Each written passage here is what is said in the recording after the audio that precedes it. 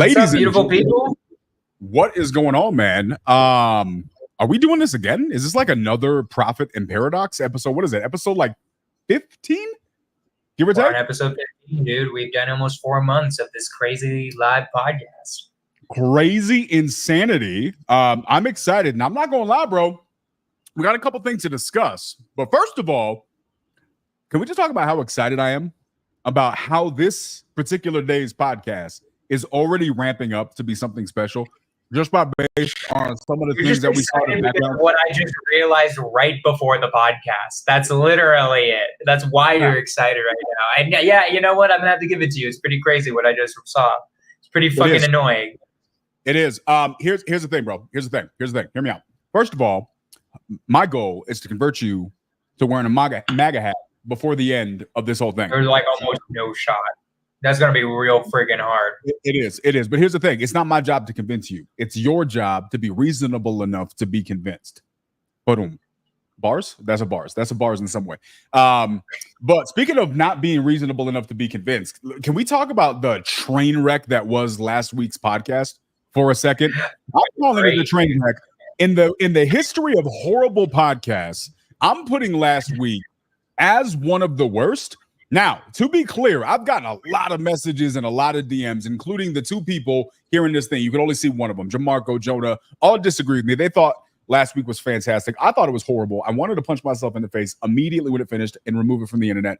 What do you guys think? If you didn't watch it, go watch it and then tell me how bad it was. That's just how I feel. But you disagree, right, Jonah?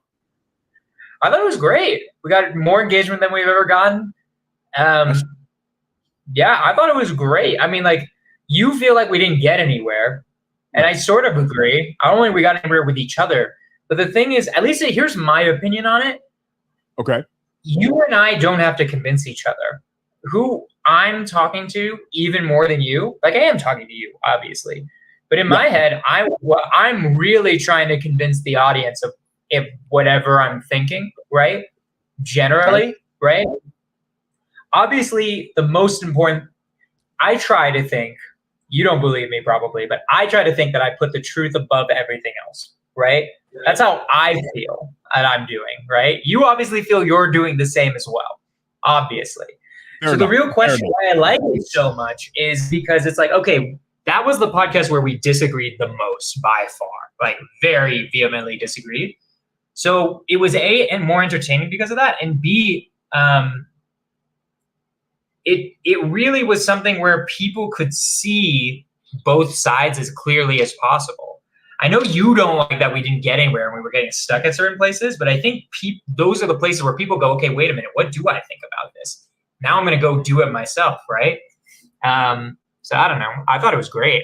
We got more engagement than anything else. It was great. But I agree. I want to know what the audience thinks of last week's podcast, anyone who saw it. I would love to get people's opinions. I've gotten like 2 messages being like, yo, that like, what are you discussing next week? Like, what's going on? So I don't know. I think people liked it, dude. I think people liked the combo. I have gotten messages from people asking about topics, which means it's good that they're looking forward potentially to the podcast. They want to hear what we have to say. Maybe not. Maybe they just like train wrecks and they want to come watch one. I don't know. If you guys did watch it last week, would love to hear your thoughts. Here's the cool thing about that. I think that does it, like, while I don't feel like we made a lot of progress in that it wasn't conversational from an open-minded perspective, I think that I was looking at hoping for you, like, here, let's talk about this, because I think perspective is important. I think this can branch into other topics. We've discussed this offline. Like, I was hoping that you would say, hey, that's compelling. I don't know that I agree with you, but it was interesting enough that I'm going to go do some research, right? Whereas the majority of your response was like, no, that's not it. No, that's not it. Like, you just shut everything down. And I was looking for you to present something to me that was compelling enough to make me say, all right, I got to think about it. But you, like, everything you were saying, I agreed with, but just not in the context, right? I think you did a fantastic job of demonstrating evolution within life, but not over the course of billions of years. But here's the thing, right? Why do I repeat this whole thing? Because I do think it's important to look back and listen to perspective. We talked about this in my coaching community, the Closers Collective, this week, a lot about perspective and how you think you come off versus how you actually come off and how productive dialogues can take place. So I think there's a lot of spinoffs that could come from this. Who knows? Maybe we bring some people. I had some people messaging me today. Maybe we bring some people up here and get what were their takeaways from the podcast. What were things that they thought were interesting or not so interesting? And maybe we chat about it. But nonetheless, I think if there's anything that was conveyed and confirmed for me about that conversation, as much as I hated the way the podcast itself came across based on what I had in my head, it proved that our core value remained true. That it doesn't matter how much we vehemently disagree with each other. We're always going to respect each other. It's always going to be love. We're going to be able to go off. We probably had as heated of debates, if not more heated, offline than we did online, surrounding just the topic and communication. And guess what? Here we are. Nothing. I have actually more love and appreciation and respect for Jonah than that. And I think if that's the core value, where two people can have drastically different points of view on things, walk away in a positive place, excited, respecting each other, you've won. I think you're winning at life. That's for me what I'm looking for. And that was my biggest takeaway for all of this. So apart from all that other stuff, big respect for you, bro. Seriously. Same, dude. I mean, seriously, it's very rare that people can disagree and still be friends nowadays. I think it's almost impossible to find. Like I've talked about this with you before, I more or less agreed. Like I grew up in San Francisco, California, right? More or less everyone, I disagreed with people on the conservative. Like I'm a conservative to San Franciscans, right? To you, I'm a raging blue-haired liberal, but to them, I am like George W. Bush, damn near. Because I'm like, and I consider myself like moderately left. That's what I consider myself in the end, right? Okay. But I really like having someone who has such different beliefs, and I can talk about it and be like, okay, let's see what Quijano can convince me of and what he can't, right? The one thing you convinced me of last week, to give you credit, is, damn, I can't show evolution happens in a single lifetime. That's annoying. That would be like definitive game over. This conversation's done, right? That's annoying that I can't show that. Maybe someone else can, but like I did some research after the podcast because I was like, okay, I want to know a little bit more about what he was talking about. That one is like I couldn't find anything, and like I just got to leave it at that, right? And then there was some research that I did. That's things you said. I'm like, bro, that's like you said some BS there, dude. Like, I'm sorry, that's just not true. The Lucy thing, dude. Lucy. Anyway, I don't really want to get into the evolution thing. No, that was a ball. You missed that. It's unfortunate. That Lucy is only about bipedalism. That's all it's about. It's not a goddamn missing connection. But I'm not gonna. I don't want to. We don't want to. We're not here to talk about evolution. We won't rehash it. But just so you know, you said that it was important because it demonstrates bipedalism, standing on two hind legs, right? That's the only thing that was cool about it to scientists. It had nothing to do with it being a missing connection, which is what you were saying the entire time. So cool. You do realize that was fake. They sawed up her legs to make her stand up, and she didn't actually stand up. So either way, like I don't know if Lucy's fake or not, but the bipedalism thing is not the core issue. You made it seem like it's the only missing connection. But anyways, you want to know my favorite part about Lucy was the movie with Scarlett Johansson. That was a better representation of Lucy. Did you see that movie? No. Bro, that was crazy good. My favorite. If you guys have seen that movie, you know what I'm talking about. There's a part in the movie where she's standing in like Times Square, bro. And I swear, I still to this day go places and think about this moment in the movie. So she's standing there and she does like this thing with her hand and she's looking at Times Square. And when she does this, like time moves. And it's almost like she's like if you were watching this YouTube video afterwards, when you guys go back later on tonight or tomorrow because you loved this podcast so much and you watch it again, like you know how you fast forward and rewind and you can see like the tape moving. She does that with Times Square, and you see like modern day, and then you see it with a horse and carriage, and then you see it like with the dinosaurs. And it's so cool to see that. And so I go places sometimes and I'll think about that. Like, what did this place look like 100 years ago? What did this place look like 500 years ago? Such a cool thing for me. But yeah, that being said, really, really do appreciate you. Last week was fun, guys. Go check it out. Tell us if you hated it as much as I hated it, or if you liked it as much as Jonah liked it. Really want to hear your opinions. Put the comments in the chat. Say bad things about us if you feel bad things. Don't keep it inside because it's unhealthy. Speaking about unhealthy, let's talk about today's topic, sir. Let's talk about the political policy. As you guys see, is Kamala, Jesus. is Kamala, because I think that's the Is appropriate Kamala pronunciation. Jesus? Is that what we're talking about Is today? she Jesus? I don't think she's Jesus. I don't see it.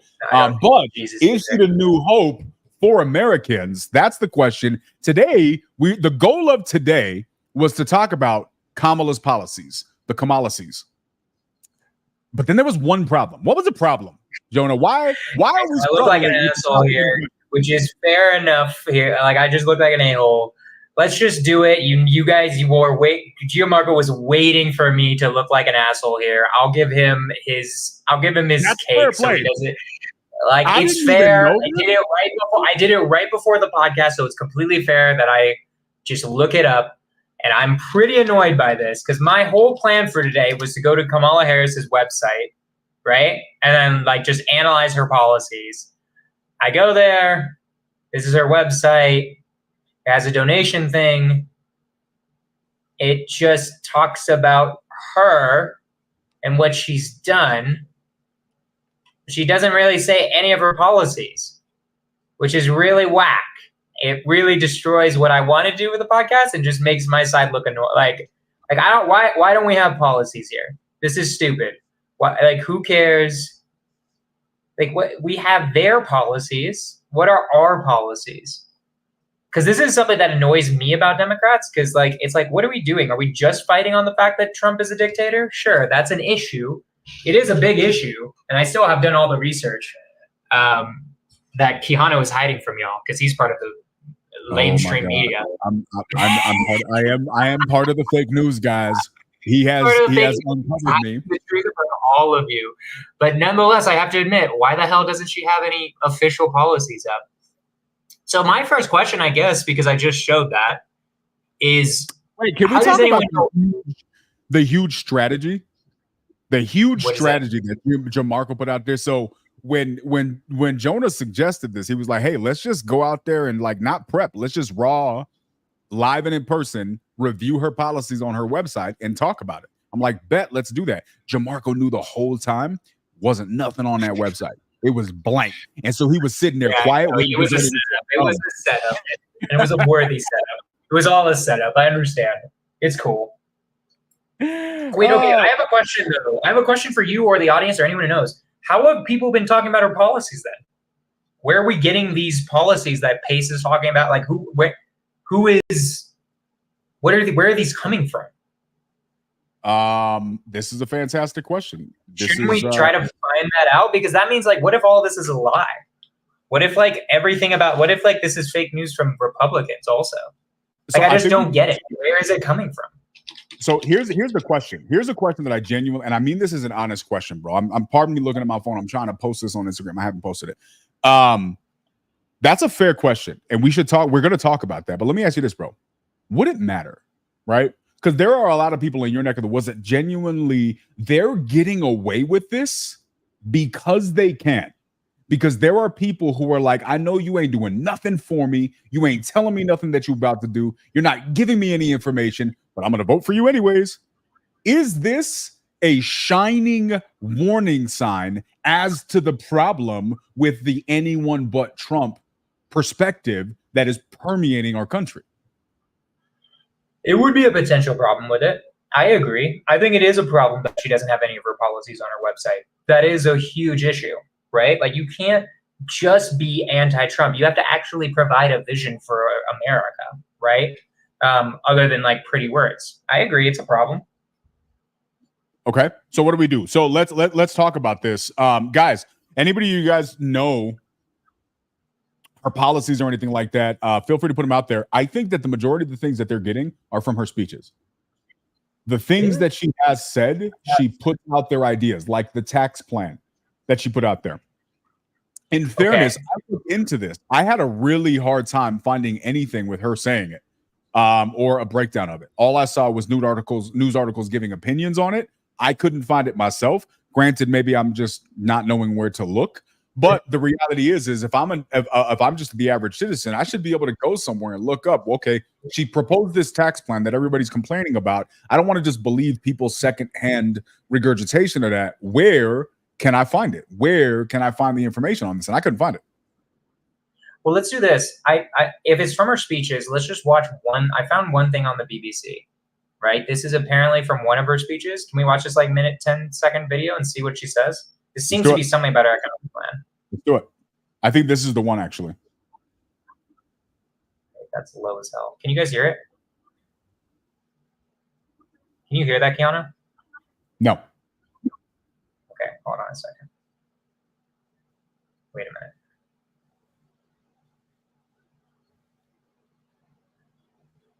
Hold on. I gotta turn this up. I grew up in a middle-class household. For most of my childhood, we were renters. Are you hearing any of this? Yes, I can hear that then. My mother Turn it up a little bit, though. Over a decade. I don't know how to turn it up. I was a teenager when that day finally came. And I so well right there. Excited she was. Okay, just start it over and like we'll work with it. Just figure it out. We can hear it. Most of my childhood, we were renters. My mother saved for well over a decade to buy a home. I was a teenager when that day finally came, and I can remember so well how excited she was. I kind of understood what it meant, but we called her Mommy. Mommy was so excited, it just made us excited that she was so excited. Later in college, I worked at McDonald's to earn spending money. Well, some of the people I worked with were raising families on that paycheck. They worked second or even third jobs to pay rent and buy food. That only gets harder when the cost of living goes up. When I am elected president, I will make it a top priority to bring down costs and increase economic security for all Americans. As president, I will take on the high costs that matter most to most Americans. Okay, that wasn't anything.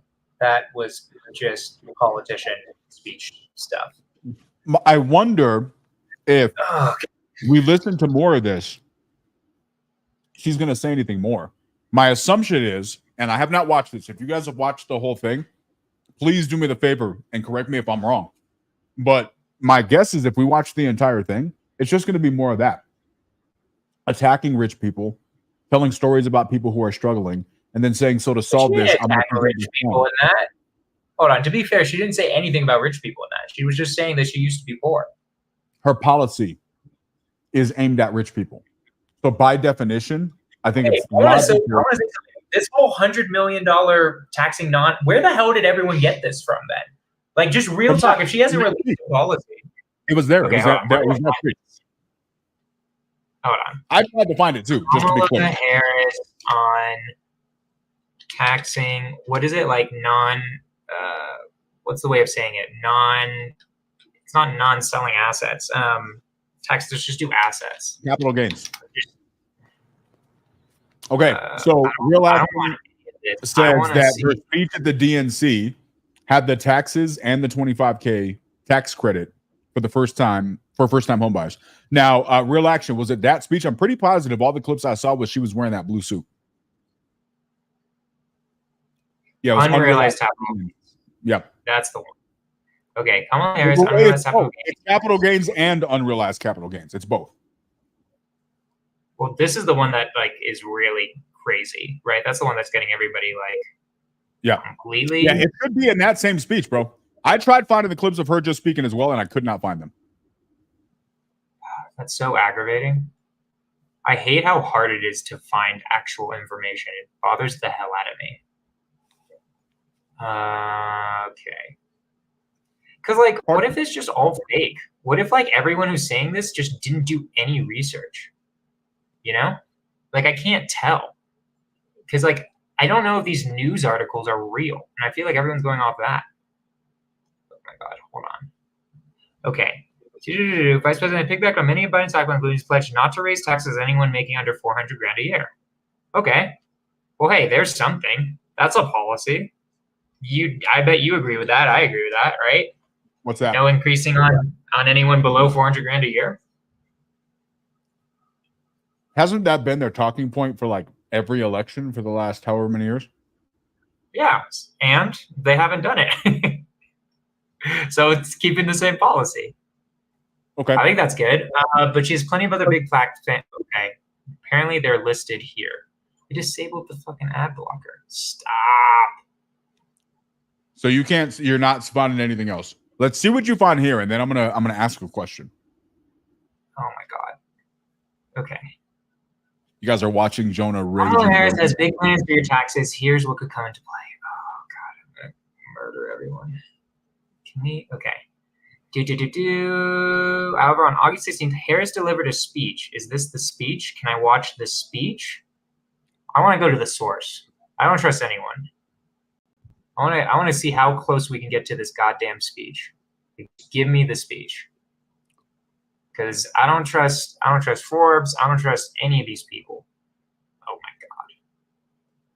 Stop. Wait, Stop I appreciate everybody watching me snack while I'm on camera here. Sorry guys. Are you joking? Bro, hold on. We're doing this on Microsoft Edge. Hold on a second. You know you're in trouble when you go to Microsoft Edge. So let me ask you a question, bro. Like, we're looking at this thing. We're trying to find information on it. And I think this for me is highlighting a very, very, it's just dinner. So relaxing. I'm on camera like most of the day. Different meetings, different Zooms, different whatever. So I would never eat if it wasn't on camera. And I was really trying to eat before this, but I just didn't have time. So it's the first time I'm eating today. And I don't want to, but I also want my brain to work for the remainder of this podcast. So it's like a weird catch-22 that I'm in. Not sure what to do. So I'm munching. Look at you. I appreciate that. At least I'm not like chewing with my mouth open and being weird about it, right? We could probably do a whole podcast on people's eating habits. Anybody who's been in the military and been forced to sit across from people like in boot camp, you start to realize some people did not have specific manners when they were growing up. I'd like it to be noted for the record, for everybody who's watching this thing, and I'm allowing the awkward silence to go on intentionally for this reason, because the purpose of this podcast was for us to discuss Kamala's policies, and a person who is I guess safe to say, potential Kamala fan, who is fully intended on voting Democrat, has spent this entire time since we started the podcast unable to find anything. Found it. It took 10 minutes. All right. All right. Go ahead. My bad. Go ahead. Okay, this is her interview where everyone's getting her policy from, so I can present it. Okay, let's go. All right. This is going to be like an 8-minute thing. This is the first half of it. Just FYI. Madam Vice President, Governor Walz, thank you so much for sitting down with me and bringing. Are you okay with watching this whole thing? It's 8 minutes long. It's a little. I don't care. We can skim. It's a little echoey though, so play it again. Let's make sure it's not going to echo the whole time. Oh, I know why it's echoey. I need to get my headphones. This is my bad. Hold on a second. It's my bad. It's because it's coming out of my speaker and going right back into my mic. Hold on. Your camera's literally not even looking at you anymore, bro. It's just showing your hand. All right. Better? I can't hear anything. I hate everything. Hold on. Everybody, I'd like everybody to look at the strength of Jonathan. I'm sorry. I know this is super boring. Hold on a second. I like this. This is good for me. It's demonstrating a point, Jonah. It's demonstrating a point. What? That I don't know how to use technology? You have less time. You hear that, right? There we go. Perfect. Let's go. Than any candidate in modern. You hear it? Yep. American history. The voters are really eager to hear what your plans are. If you are elected, what would you do on day one in the White House?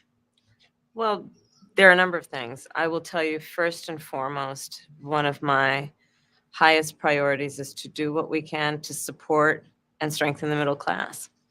When I look at the aspirations, the goals, the ambitions of the American people, I think that people are ready for a new way forward, in a way that generations of Americans have been fueled by hope and by optimism. I think, sadly, in the last decade, We have had in the former president someone who has really been pushing an agenda and an environment that is about diminishing the character and the strength of who we are as Americans, really dividing our nation. And I think people are ready to turn the page on that. So what would you do day one? Day one, it's going to be about, one, implementing my plan for what I call an opportunity economy. I've already laid out a number of proposals in that regard, which include what we're going to do to bring down the cost of everyday goods, what we're going to do to invest in America's small businesses, what we're going to do to invest in families, for example, extending the child tax credit to $6,000 for families for the first year of their child's life to help them. Okay, let's just start there. Is that a bad idea? What do you think? Let's just start with that, extending the child tax credit. Yeah, I don't know. I feel like that could be a really good thing. In theory, I'm sure that's fine. There's got to be more to it, right? Like, you got to be able to explain how you're going to do that. How does it work? What are the logistics surrounding that, right? There's more to it than just we're going to put a tax plan out there. Okay. Buy a car seat to help them buy baby clothes, a You're crib. on the wrong side. There's the work that we're going to do that is about. Go ahead.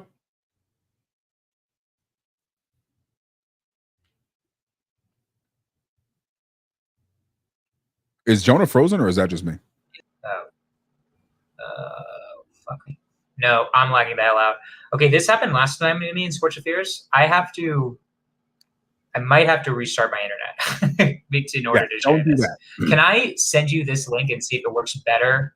Can I send you this link and you just play it? I think it'll be better. So hold on. Let's do it. Let me send you this link and let's you play it because I think I'm just my shit's just lagging out right now. Hold on, I'm putting it in the private chat.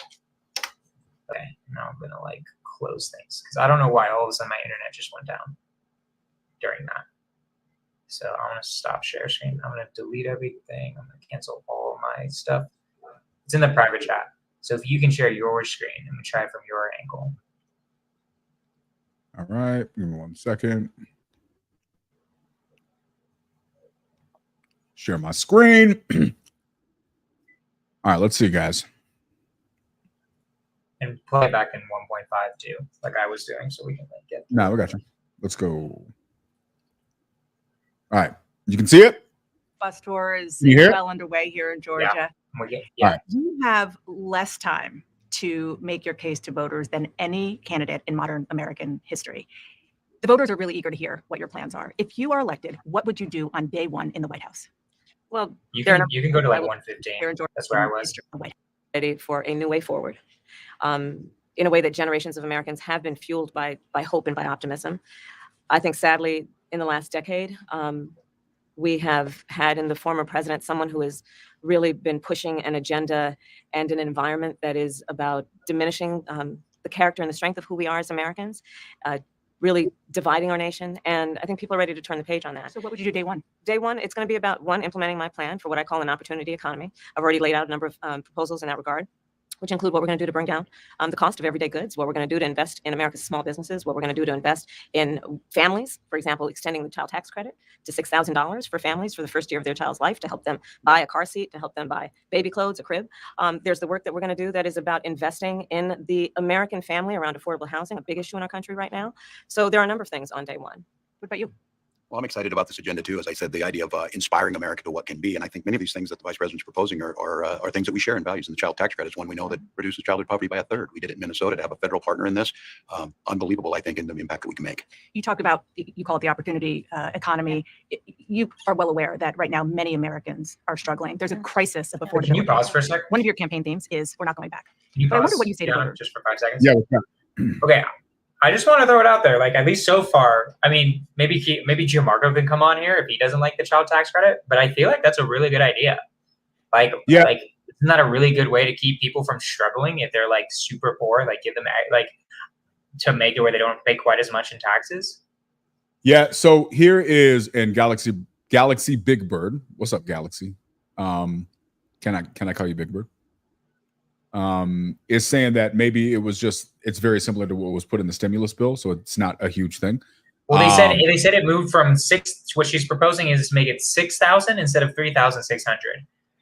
If you're broke and you have 2 kids, that's an extra $5,000 in tax savings. For someone who's broke, then $5,000 is a lot of goddamn money. So like let's and guys, I'm really interested in hearing everybody's feedback on this. We're 2 minutes and 42 seconds into this thing. I've never seen this before, so this is new for me, just like it is for some of you guys.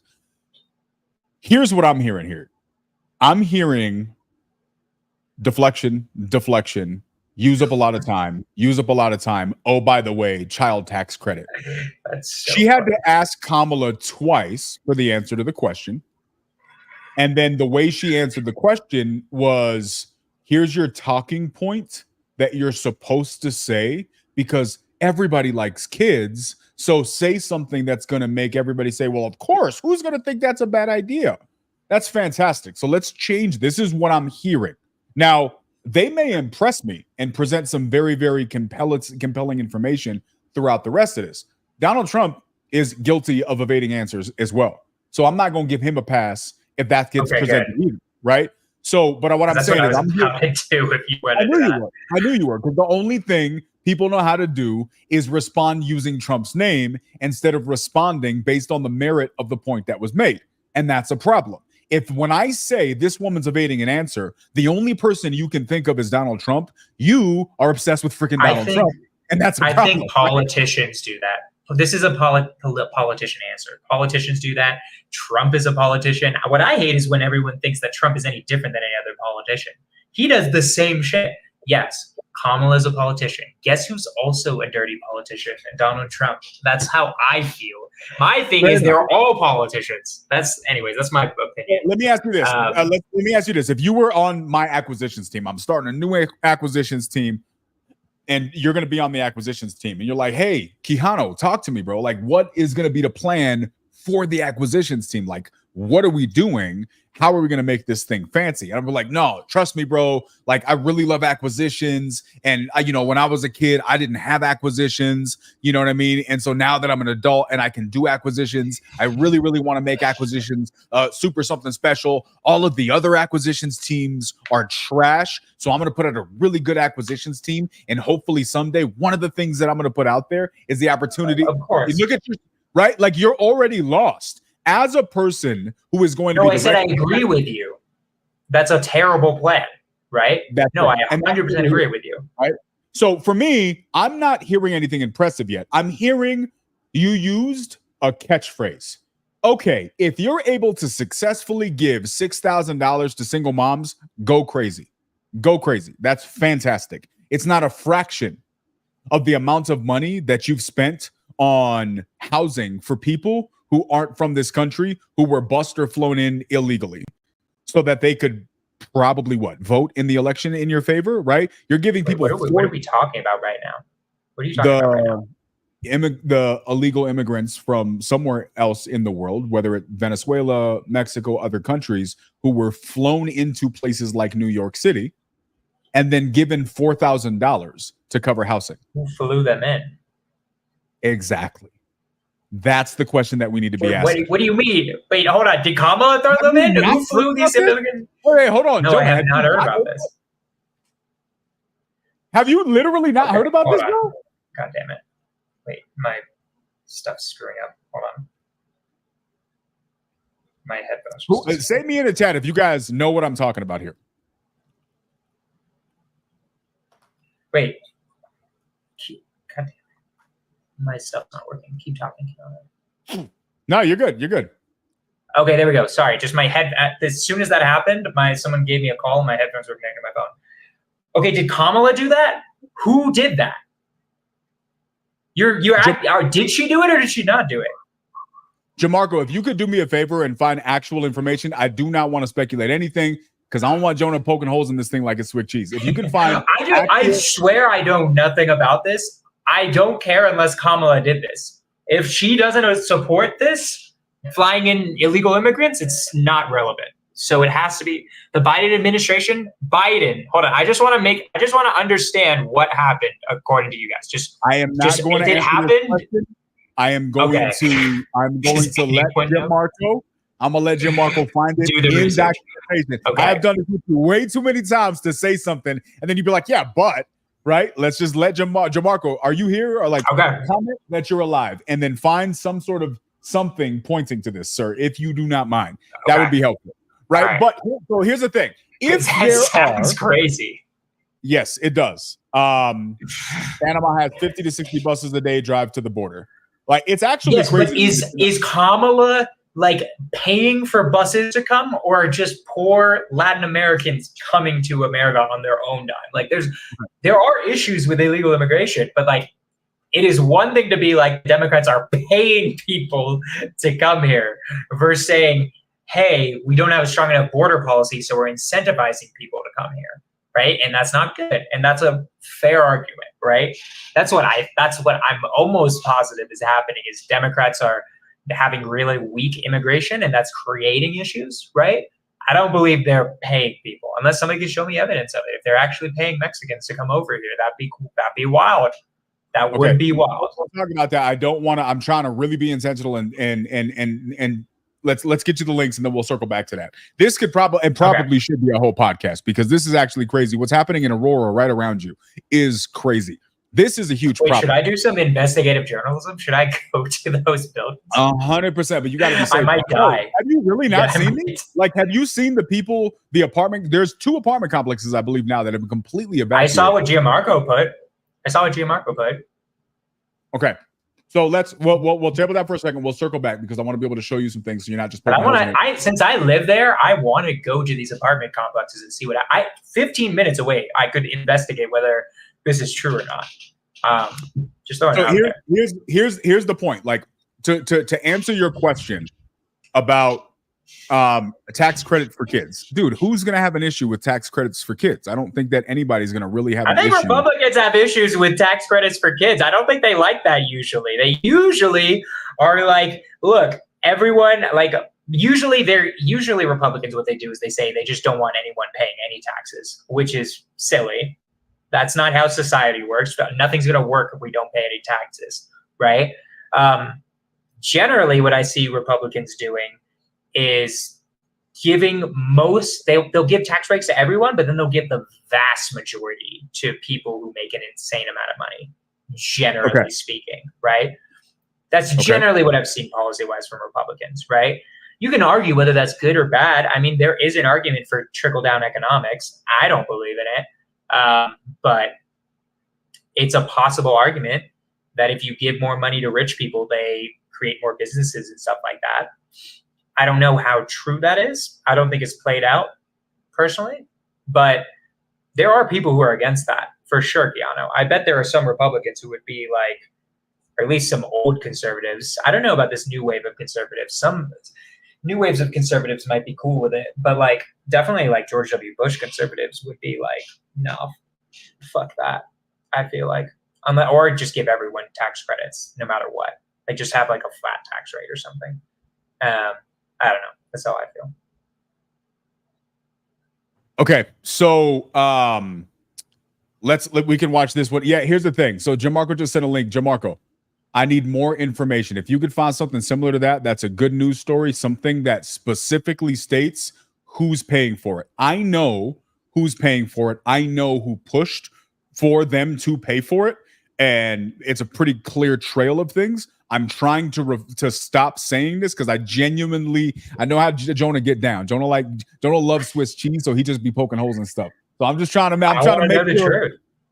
Hey, it's all good. We could do a whole podcast on it later. Like if you want to like collect the evidence, like I want to be fair to you. Like it might take you a while to like collect the paper trail. So let's talk about like it might be true. I don't know. Do you think, in your opinion, so you are happy with this so far? You think this answer, although evasive at the beginning, you think this is demonstrative of a plan more so than it's just a talking point without any actual plan attached? Because I hear well, we didn't finish the whole thing. Yeah, but we stopped at the, giving $6,000 to single mothers or to mothers or to babies or whatever she said. Personally, I don't feel like I can answer that question yet. I want to watch the whole thing. So far, I would say it's not a plan. It's just one policy. You need more, but we're also only like a minute in. So okay, let's watch. Let's keep watching it. Let's keep watching it. Can you pull the thing back up? We'll listen to a little bit more of this thing. All right, let's go.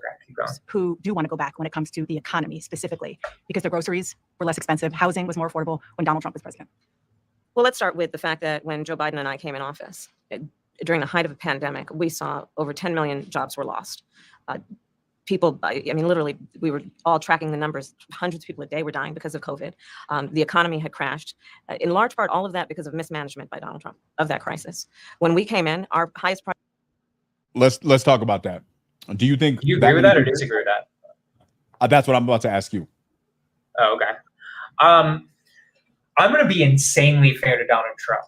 I think he did okay for the fact that this is one of the most unprecedented things to ever happen. He did some things that was crazy. At the beginning of his term, he threw out, Obama had created a pandemic plan just in case a pandemic ever happened, and he just threw it out. He was like, nah, screw that. That's not our official policy, right? And it was like, very well done. That was the only thing that I ever saw where like I would blame Donald Trump for it. I think COVID was a phenomena that I don't know what any other president could have done maybe differently, except maybe more stimulus. So I'm being uber fair to Donald Trump in the sense that I don't think many presidents would have done that much different at first. I don't know if I can blame COVID on Trump, to be honest, right? I don't know if it's fair. What I am going to say, though, is I'm definitely going to give credit to Biden and somewhat Trump, but to Biden especially for, in my opinion, having the cojones to increase inflation by a fuck ton in order to deal with this unprecedented problem. He did something that now he's getting flack for, that because now we're dealing with inflation and now we're not dealing with COVID. And the fact that he was willing to do that and like deal with the economic consequences, even just so that we could get out of COVID, so we could deal with this unprecedented thing, I think that was a really good thing. That's my opinion on the whole thing, right? I think it's a little unfair to blame Trump for COVID, but I give a lot of credit to Biden for getting us out of COVID. And somewhat Trump too. I mean, he passed a stimulus bill. I think it was really dumb, some of it, but like, I give credit where credit's due. I think Biden did more for inflation, and he also did more to get us out of COVID. I think we got out of COVID quicker thanks to that inflation. How though? Like COVID just we spent more money. No, but we spent more money on got outside of COVID for the economy, not the pandemic part, but like made it where we didn't go in. We technically went into a recession, which all a recession technically is. The definition is 2 quarters of negative growth in the stock market. That's actually the technical definition. So we technically had a recession, but that could have been way worse. That could have been 2008 levels. Wait, hold on. Jonah, I got a serious question, and I don't want to go too far off on this, but like you're bringing really, really interesting points to me here. So you think Biden's done a good job with the economy? Like you think this was a W for their camp? I think what he had to do to get out of COVID was cause a lot of inflation. He had to, like, the fact he was willing to do something that, if he's smart, and I think he is smart, he knew would be politically unpopular later, which was increase the inflation. I think that was incredibly smart. I think it avoided another 2008-ish type of crash, right? We're dealing with the ramifications of inflation. But I think people don't understand that if we hadn't spent all that stimulus money, we would have for sure gone into a recession. Also, Trump did a stimulus bill, right? So I actually give both somewhat credit for getting us out of the economy. I think Biden did more stimulus, so I think he deserves more of the credit for getting us out of the economy.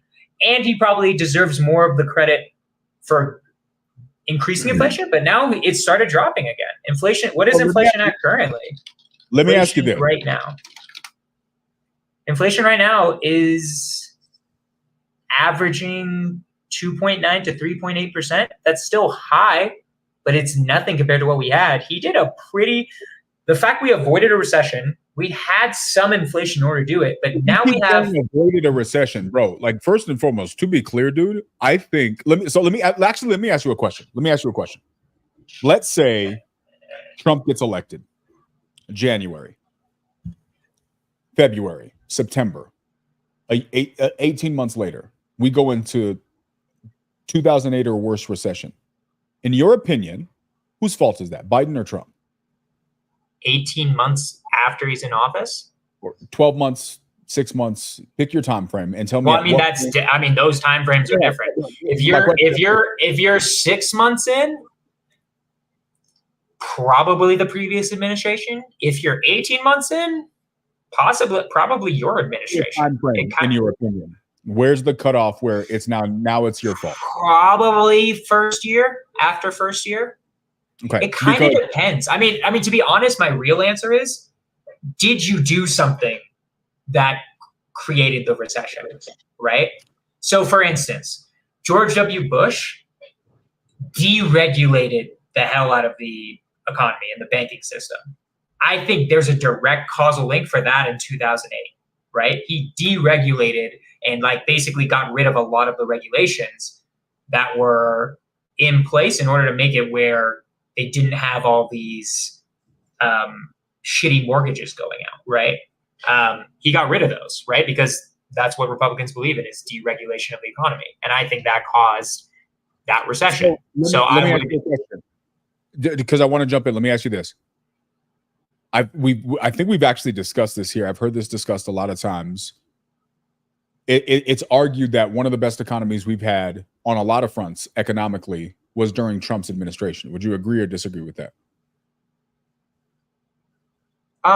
The beginning was good. The end was really bad. Okay, barring COVID. Obviously, we can't factor in COVID because, to your point, that was an unprecedented thing. So outside of the COVID, up to COVID and prior, would you say that what happens? Here's what happens with every single Republican president. Almost every single time. This happened with George Bush.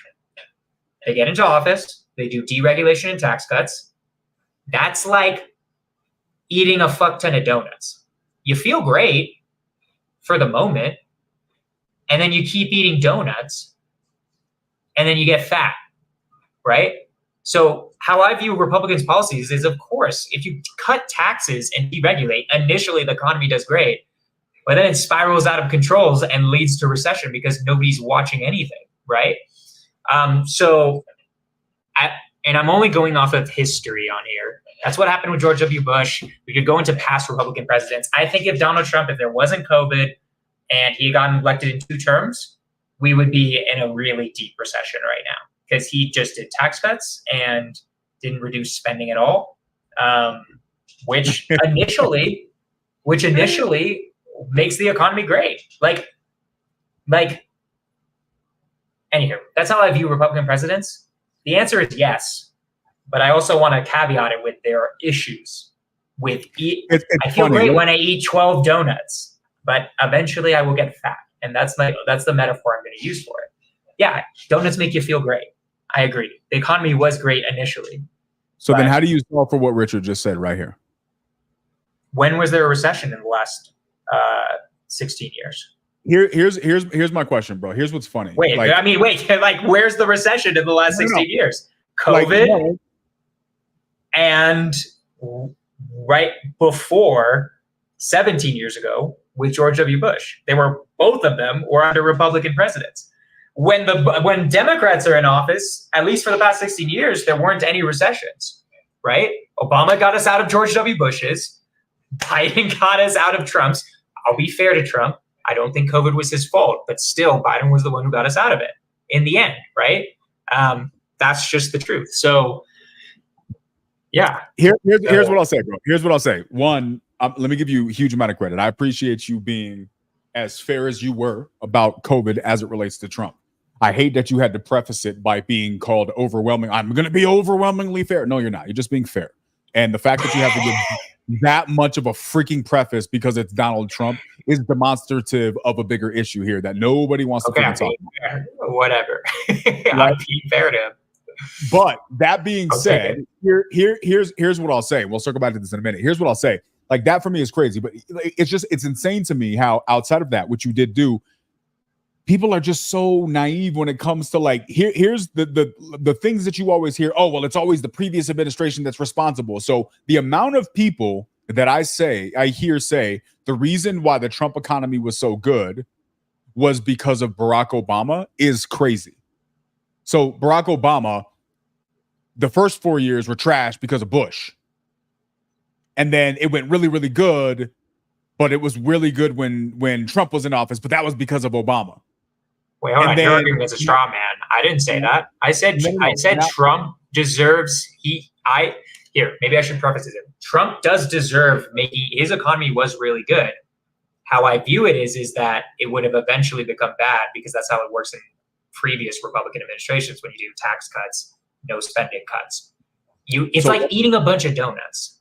We heard your I don't know donut. how to explain it. I was getting to your Do donut. you eat donuts? Okay. Sorry, go on. Sorry. I didn't mean to interrupt. But I want to say Trump does deserve credit for those first 2 years. He made it even better. I just want to throw that out there. It's not like he did do things that made the economy better.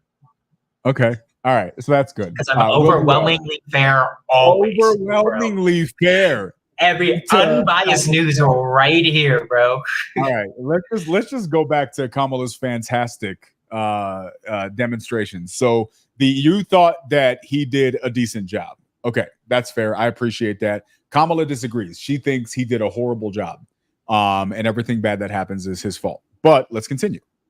Priority was to do what we could to rescue America. And today we know that we have inflation at under 3%. A lot of our policies Wait, pause it. Reality that America recovered faster than pause it real quick. Wait, real quick. What's your opinion on that? Right? Like, do you think Biden deserves credit for getting us out of the pandemic? No. Getting us out of the economy. You think he deserves no credit for getting us out of the economic wreck? Pandemic? Okay, well, that wasn't your question. You're asking me if he deserves credit for getting us out of the economic thing? I don't think we're out of it. I don't think we're anywhere near out of it. My honest opinion is that we're going to have, I think the 2008 recession is going to look like a walk in the park compared to what's coming. Okay. I think that anybody who thinks that things have been good these last couple of years and that we're just going to go up from here, my opinion is overwhelmingly naive. I think people start stocking up food. Like, I think that's where we're at. Like, I think we're getting to a point where things are going to get really bad. Like Jonah. And this is a thing where, again, I'm being really cautious with phrasing things with our conversation with you, just because I want to make sure I got I'm just going to make sure I got the links there to point to, because you're just going to deny everything I say if I don't have a link. That's not true. Okay. I'm not going to deny it. I'm not going to deny it. I'm just going to be like substantiated. And I feel it. We were going to riff this one. So I know I didn't have anything prepared. We did. And here's the thing, bro. What I believe is that the Democratic Party, and I don't forget the Democratic Party, forget the Republican Party. We put too much weight in that stuff. That's a game, y'all. Like, for me, that is a game that we are falling into. We're pawns in that little game. Forget the Democrat, Republic, left, right crap. It's just a game. That for me is a smokescreen. But for me, the powers that be currently that are in authority right now, I believe it is very, very clear that the decisions that are being made, none of them are in the best interest of our country. I believe that the ramifications of these decisions are going to have such a negative impact that we are only going to see them get worse and worse unless something comes in and changes the direction. This is my belief. This is why I've said in previous podcasts, I believe that the powers that be, and maybe I need to go get my tinfoil hat for this point, but I genuinely believe that there are people in power right now who want to just destabilize the United States, because there's a much larger global agenda, and the United States is in the way of that global agenda. And there are people who are being placed in positions of power, like the lady's interview that we're watching right now, with the intent of only deploying the people who are actually running things behind the scenes, intention of destabilizing this country for a globalist agenda. But you got to destabilize this country. I genuinely think that as much as people can hate or dislike Trump and all the stupid things he may or may not say, all that stuff is cool. That's fine.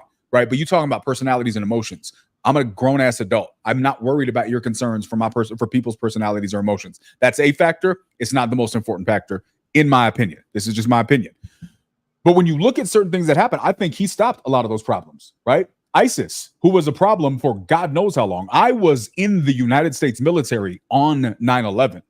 I was front and center when all of that transition started taking place, and we started seeing things change. I remember when ISIS started becoming a popular conversation. Keanu, just because I'm curious, because I don't know, when did you go? When were you in the military? I actually have no idea. I joined in 99. And then left in. I got out in 2000, like late 2002, early 2003, like that era. I don't remember the. I'm just curious. Keep going. Yeah. So what I know is I remember the conversation going from things being an issue around Bosnia to becoming an issue around Afghanistan. Right. I remember when these things took place and ISIS was this big issue. When do we talk about ISIS anymore? ISIS was, like many people say, by American helicopters for terrorists, like billions of dollars. Right. Keanu, hold on. We're going way. I was asking about the economy. You're going like now. What the hell are we talking about right now? Bro, you spent 5 minutes talking to me about your donut analogy. Give me a couple minutes. It's just give me a couple minutes, bro. Okay, I asked about the economy. You're going into like military policy, but all right, I'm gonna circle back. I promise. I'm gonna circle back. So then you got. I think it was hundreds of billions of dollars. Don't quote me. It's been a while. That of money and then of course weaponry that was dropped off. Those same guns were used to attack American soldiers that Hillary Clinton left completely abandoned. Right? It was a problem. America was losing that war out there for all intents and purposes. We went even more into this. We funded ISIS. We gave ISIS directly guns and weapons. That's my point. That's not even a disputed fact. Like beyond Benghazi, we thought they were going to be a really good anti to Assad. So we just were like, fuck it. Like, we'll fund any group. We're not going to look at their policies. I just realized, bro. I just realized. I agree with you. I realized just this moment right now. I love it so much when you're reasonable. I just got like a little like. Well, that's just true. Right? I hate you because I care. Because you think I'm bought and paid for. Like I only live. You accuse me of being like a hack, basically, and that I only believe whatever I'm told. It is true. Obama funded ISIS. That's 100% a fact. That's not like disputable because we thought they were going to fight Syria. We created ISIS. We also funded Al Qaeda back in the 80s. Like. American foreign policy is crazy. So let me ask you perfect. So now that we're finally starting from the same page, let me ask you a question. Let's just use generalized stuff. Walk through basic reasoning, right? We see that United States government under a specific leadership funded what became an overwhelmingly powerful problem for a very long time in the Middle East. A problem that could have led to much, much more severe problems in the Middle East, having ramifications globally. Would you agree? Just for recapping, you agree with that, yes? Yeah, you said that really weirdly, but yeah. Correct. Donald Trump jumps in, and within a matter of a couple of years, it all goes away. All of it, gone. Problems, gone. Well, not all of it. I mean, there's still the Taliban. Like, it's not like it all disappeared. There's still terrorism in I'm talking about at the scale. I'm talking about ISIS. I'm talking about, yes, ISIS, and then just the overall concern that global terrorism had as a hold on our planet versus when by the end of his administration, it was no longer this 20-year-long boogeyman that we could not manage to defeat. Was all but defeated in a couple of years, right? We also agree on that, yes? That it was a boogeyman that couldn't be defeated? No, that during Trump's administration, that the big problem that we couldn't seem to fix forever managed to mostly get removed. ISIS was pretty much... I'll give Trump credit. I really like Trump's foreign policy. I like some of it. I don't like what he did with the Iran deal. I think that was really fucking stupid. But what he did with ISIS was really smart. He destroyed it. He killed it. Like, I give Trump credit where credit due. Most of Trump's foreign policy, I really like. I like that he didn't start any foreign wars. I'm not pro-Iraq and pro-Afghanistan. I like that he put a plan into place to get out of Afghanistan. I like that Joe Biden got us out of Afghanistan. He didn't do the greatest job. He didn't stick that landing, but fuck it, we're out now, right? Okay, hold on. He could have done that way better. He could have done it way better. Let me ask this a different way because I'm trying to paint a picture to ask a question and you're being somewhat evasive again. Okay, I would. Well, I don't know. You haven't asked the question. Is it fair to say that before Trump, ISIS, Taliban, global terrorism was like maybe like an 8 out of 10 problem. Sure. As it relates to seeing it on the news, constant issue, we don't know. Would you say what would to you be honest? I don't really remember. It's hard Okay. for me to remember that. I'll say yes for the. I agree. It was a problem. I'll agree for this. Like I'll bite this bullet. And then you would agree that he did a good job of bringing that 8 way down. Maybe what, a 2? He did a good job. He didn't erase it, right? Nobody's implying he erased it. Okay, so let's just say he did a good job with specifically terrorism. I think he did a terrible job with Iran, but I think he did a really good job with terrorism. So let's go. Then we go back. So we see for 20 years, multiple administrations, including a specific party that you're not a fan of, right? I'm trying to get away from this left and right stuff because I think it's a game. Bush, Obama, they all did that shit. All of these people were a problem. This weird dude, this orange guy that everybody calls him, this orange dude who doesn't know nothing about foreign policy. He's gonna start World War III. Ooh, scary. He shouldn't be in charge. Manages to fix so many of these problems. No new wars for the first time in how long? All of this stuff, this big thing about the ISIS, all of a sudden it's gone. All of these problems start disappearing. And then one of the first things that happens when the new administration takes over, billions of dollars of military equipment was just handed back. So we spent 20 years funding and balancing and funding and equipping terrorist organizations. Within 3 years, one guy comes and reduces that largely, almost completely, but largely. And then within months of a new administration, everything that was removed in those 2-year periods was replaced and then some. Right? I don't agree with that. How do you not agree with that? This is not a debatable topic, bro. Well, ISIS didn't come back. Billions of dollars of military equipment was left behind. You're talking about the Taliban. They now own it. You're talking about the Taliban? They are now better equipped and funded than they were before Trump's administration. Okay, here's my opinion with Afghanistan. Since now this is way off what I was talking about, but we can talk about foreign policy for a second. I'll finish my point so that way we can go and you can go wherever you want. So the reason why I went here, bro, can I buy you a camera that doesn't take pictures of your butt when you walk away? I mean, don't get me wrong. Sorry. Everybody's here to see that, but can we get to a stationary camera? Really, I could like make this stationary, but keep going.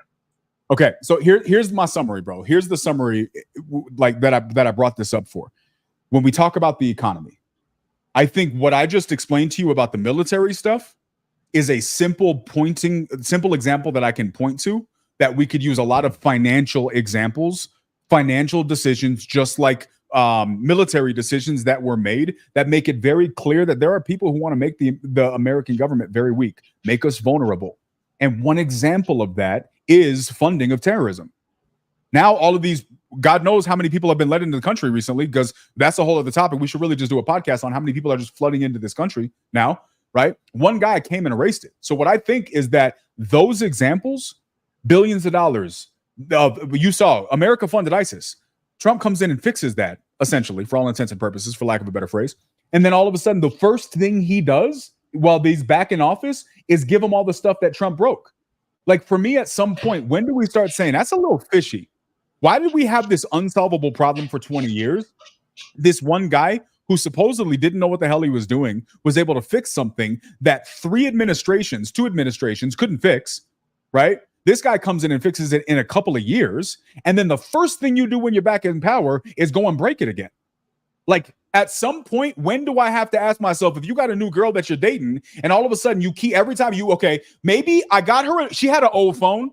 And so I kept seeing text messages from random exes in her phone. And she was telling me that it was an issue with the phone. These were old messages, but because her phone was broken, they showed up late. And you're like, let me get her a new phone. And then then you get her a new phone, all of a sudden new messages showing up. At some point, maybe it's not the phone that's the problem. It's the people that are that it's something else that's going on. And so when I look at this, bro, financially, I think economically, I think when it comes to the military, all of these topics, I think there's just a clear agenda to make us weak. And I think that what's coming next, the financial crisis that I believe we're about to see that is going to be extremely difficult for this country, is a result of the decisions that have been made in quiet.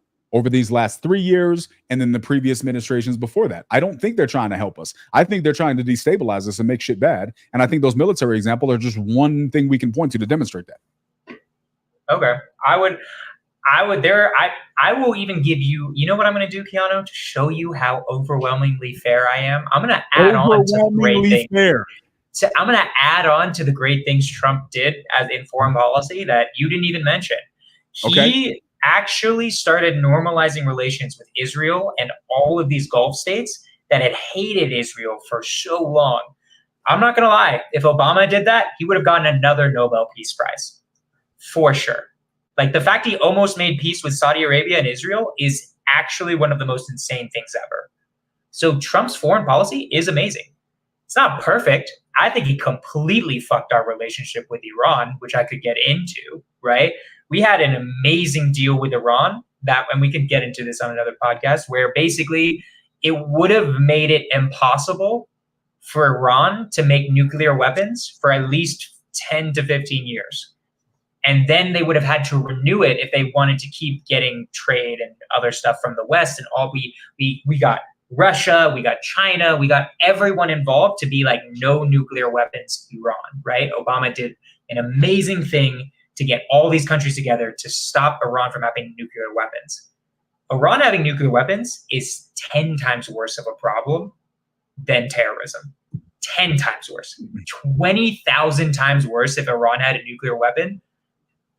That is way worse than any terrorist attack that's happened in the past 20 years, by far. And I think Trump basically made it where Iran's like, okay, you're going to throw out the deal, fuck all of you. We're just going to make nuclear weapons so that you guys can suck a dick now, right? What Republicans argue is that that would have happened anyways. That's not what would happen. If you read the deal, literally UN investigators would have to go into these centrifuge plants every single year and check out how they're using their uranium. They tracked every single bit of uranium that was going into Iran. That fucks the Middle East way more. So if you want to, my personal opinion to your grand point is I don't think there's a grand plan to destabilize the U.S. I think people are acting in trying to do what's best for the country, generally speaking. Even sometimes Trump. Sometimes Trump does the best for himself, but a lot of times I will give him the credit that I think he is trying to do good. And sometimes he's just trying to ruin democracy. And that's in my research that you won't release to the public. No, we will do that. Okay, we'll do that. Okay, so what is it? No, I don't think Biden has done anything to save our economy. While I want you think he's done nothing. Wait, hold on. What do you think of the fact that he spent money? To be clear, go back and tell me. Okay, go ahead. No. What's your question? Okay. He did these huge spending bills in order to get the economy on track. He gave money to businesses. He gave checks to people who were struggling, right? He did an infrastructure bill that spent a ton of money and got people jobs in construction, right? He did a huge infrastructure bill that helped out with American infrastructure, which is failing, and also getting people jobs right when we needed it. Do you think these things did nothing for the economy? Here's I'm going to answer your question. I'm going to try to be as concise as possible. One, to be overwhelmingly clear, I don't think Biden has done anything in this administration. I think this dude is a face. I think the most he's been capable of doing is determining if his soup is too hot, unfortunately. And I think that's not, I think that's more sad than humorous. It's definitely not even funny. Under his administration. No, under his administration is more appropriate, right? Under his administration, I am going to say two things. One, I don't know enough about the bills that you're presenting to be able to speak on them from an educated fashion. Here's what I do know. I agree with that, Anthony. I agree with this 1,000,000%, and I believe the powers that be, right? As a matter of fact, do you know how many? There are multiple clips. How would you prove that? There are multiple. There's multiple clips that are out there. I don't know if you've ever seen it. It's a fun montage to check out. But there was a whole thing where Obama was saying he was in an interview one time, and he was like, would you ever do a third term? And in this interview, Obama's like, you know what? If there was a way I could get someone to be like my front man and I could like pull the strings behind the curtain, I would definitely do it. And then they go on to show all of the things that were said by Biden that were like copy and paste from Obama. Very, very interesting. And then there are multiple times where the original their press secretary in conversations when they were talking about meetings, they were like, look, President Obama, President Biden, multiple times she slips up and says President Obama and then corrects herself to say President Biden before she quotes something that he decided or something that he said. So not factual by any means, compelling more than anything else, interesting at best, but very, very, again, it's interesting. To answer your question, bro, I think that I can't speak to like spending bills when it comes to construction people. Here's what I know. If they were really interested in getting the economy on track, why the hell are we not leveraging America's natural resources? Why aren't we drilling? Why aren't we using our own oil? Why is gas for most of this administration as expensive as it is?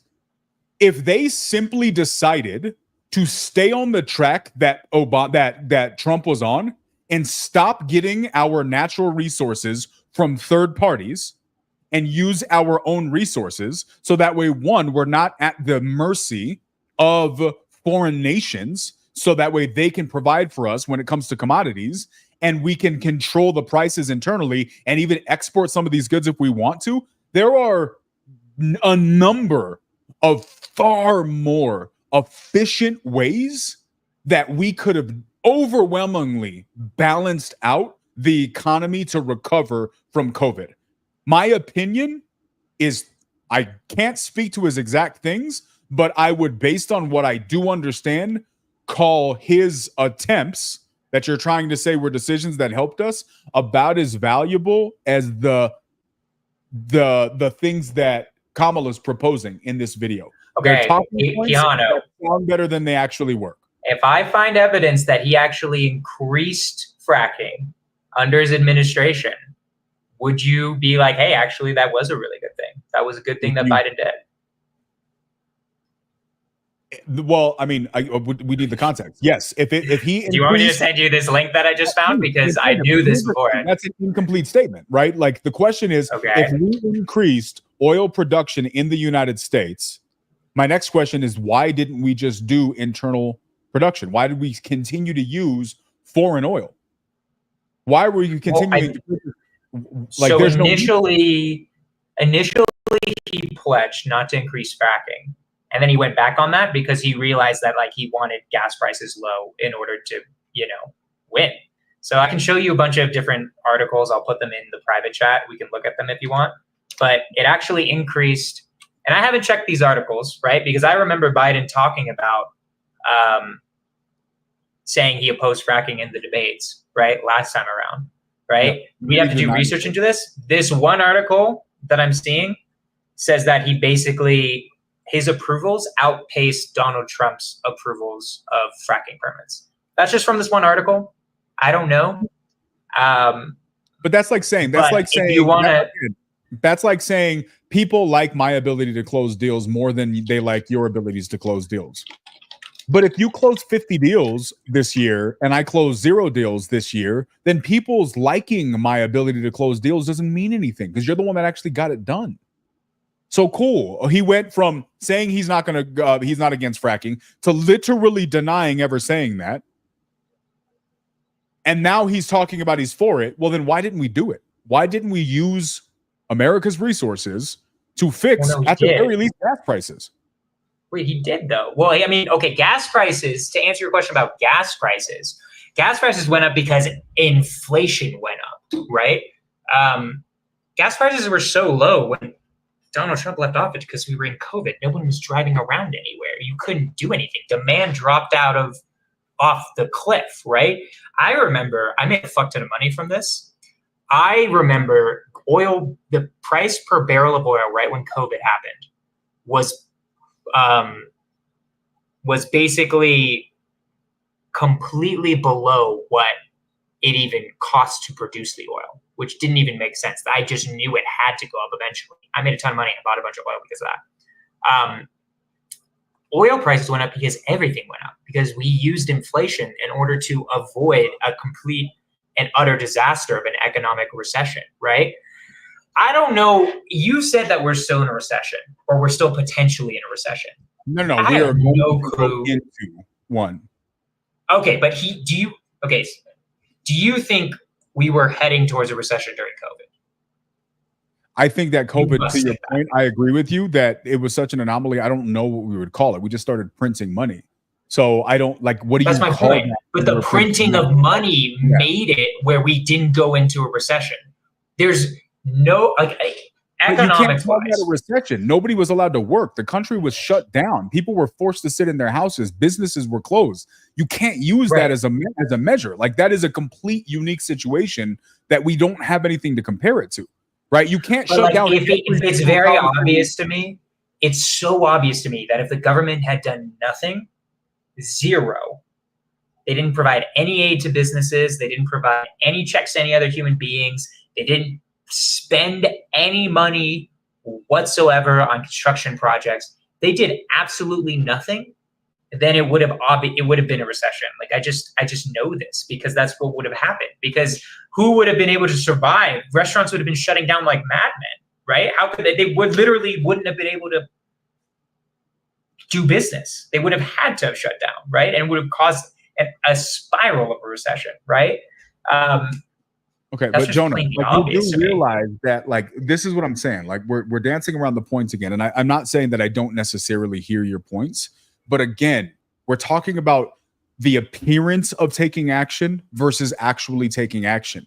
And as smart as you are, this is the part that's like mind blowing to me, bro. Let me be really clear. Like, the huge amount of respect for you giving credit to things that I believe are obvious. You, like, a lot of people wouldn't do this. You're giving credit to Trump's ability to accomplish what he accomplished when it comes to foreign policy. You gave credit towards the debacle that was COVID, right? Like, I huge respect for you for this. But there are still other things, and let me just call this the left. I'm not going to refer to you.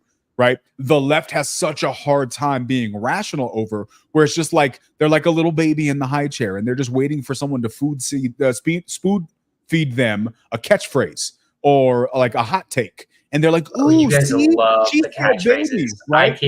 I can't deal with you. You guys are getting a hard on for Trump hugging the American flag. Like, get out of here. Humans love this shit, right? Humans love that. Why are you talking about Trump again? I'm not even talking about Trump. You're saying the left does this? And Everyone does this. bro. Okay, to my point that This I was is not a left. This is not a left problem. This is a human problem. Okay. That's my issue with what you're saying. I'm sorry. Okay. Thank you. But I agree that this is a human problem. I do agree with you. Let's agree on that, and we'll just leave that there. So this Should we bring someone up? If we want to, throw the link out there, guys. You can come up if you want. Here's the thing. If you guys want to come and yell at me, let me know, because I know everyone on here is conservative. Here's the thing, bro. Like, yeah, if you guys want to come up and yell at Jonah or make fun of me, please do. We would love to have you up here. Throw the link in the chat. Here's the thing, bro. Like, this is my point, Jonah, where I feel like people get happy with things with little hot takes and catchphrases and headlines. Bro, Biden, one of the first things Biden did was sell off our oil reserves. Wait a minute. You just had a little slip up there. Does that mean Obama's behind the scenes? Yes. Okay. Yes. Go on. Sorry. You heard it here Sorry, first. go on. You heard it here first. Okay. In fairness, we were just talking about Obama. Yes, just go. It's fine. It's just funny. Go on. Here's my point. Biden sells off oil reserves. So, but he improved, but he increased fracking that he denied doing. Bro, stop it. If he wanted to, he could have said, forget everybody else. We focusing on America right now. There is a global pandemic. We just printed a crazy amounts of money. So you know what we're going to do? We're going to buckle down. How do we fix this? Well, if you are a business owner and you want to fix a financial problem, what's one of the things you can do? You can increase revenues. What are some ways that the United States could increase revenues? Well, you could think of a lot of examples for that, but oil reserves, for example. Well, one other thing you could do is you could reduce costs. You can manage resources. There's a lot of things that you can do. Increasing tax cuts or adding jobs to construction workers. Bro, stop it right now. I'm sure that may have been fantastic for some people, and I have no problem with the people to whom were benefited by that. But the bottom line is, if you got somebody that's starving and you got a whole plate that you're getting ready to throw in the garbage because you're full, and you drop them accidentally a little crumb so you look generous, but then throw away more than you just dropped, are you generous or are you a hypocrite? And I think that's what happened here. You're pointing out the crumbs that they threw out there to look good for headlines. And I'm sitting here, I'm like, but what about all the other things you could have done? And we could do a whole podcast surrounding this, but if we just talk about America's natural resources and how that could have both simultaneously managed our internal costs, it could have created revenue, it could have reduced, bro, there's so many things, just that one thing, leveraging the United States natural resources could have done far more than all of the things that you just named combined. And they didn't do it. And the question is why? Because it didn't look good for the clicks? Hold on, wait a minute.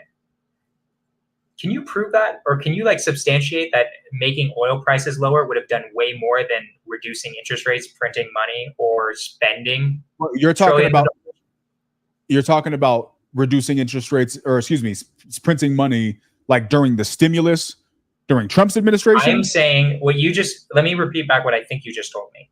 You told me that what I'm doing is I'm saying, Jonah, you're pointing out crumbs that Biden did. It's crumbs that I'm referring to the construction thing, to be clear. That's why he referenced the construction thing. Well, we spent trillions of dollars on construction and getting people jobs in this one area. That's a pretty big deal. He also spent trillions on giving stimulus to everyday regular Americans, as well as a ridiculous amount to fucking corporations on Trump's stimulus package and Biden's stimulus package.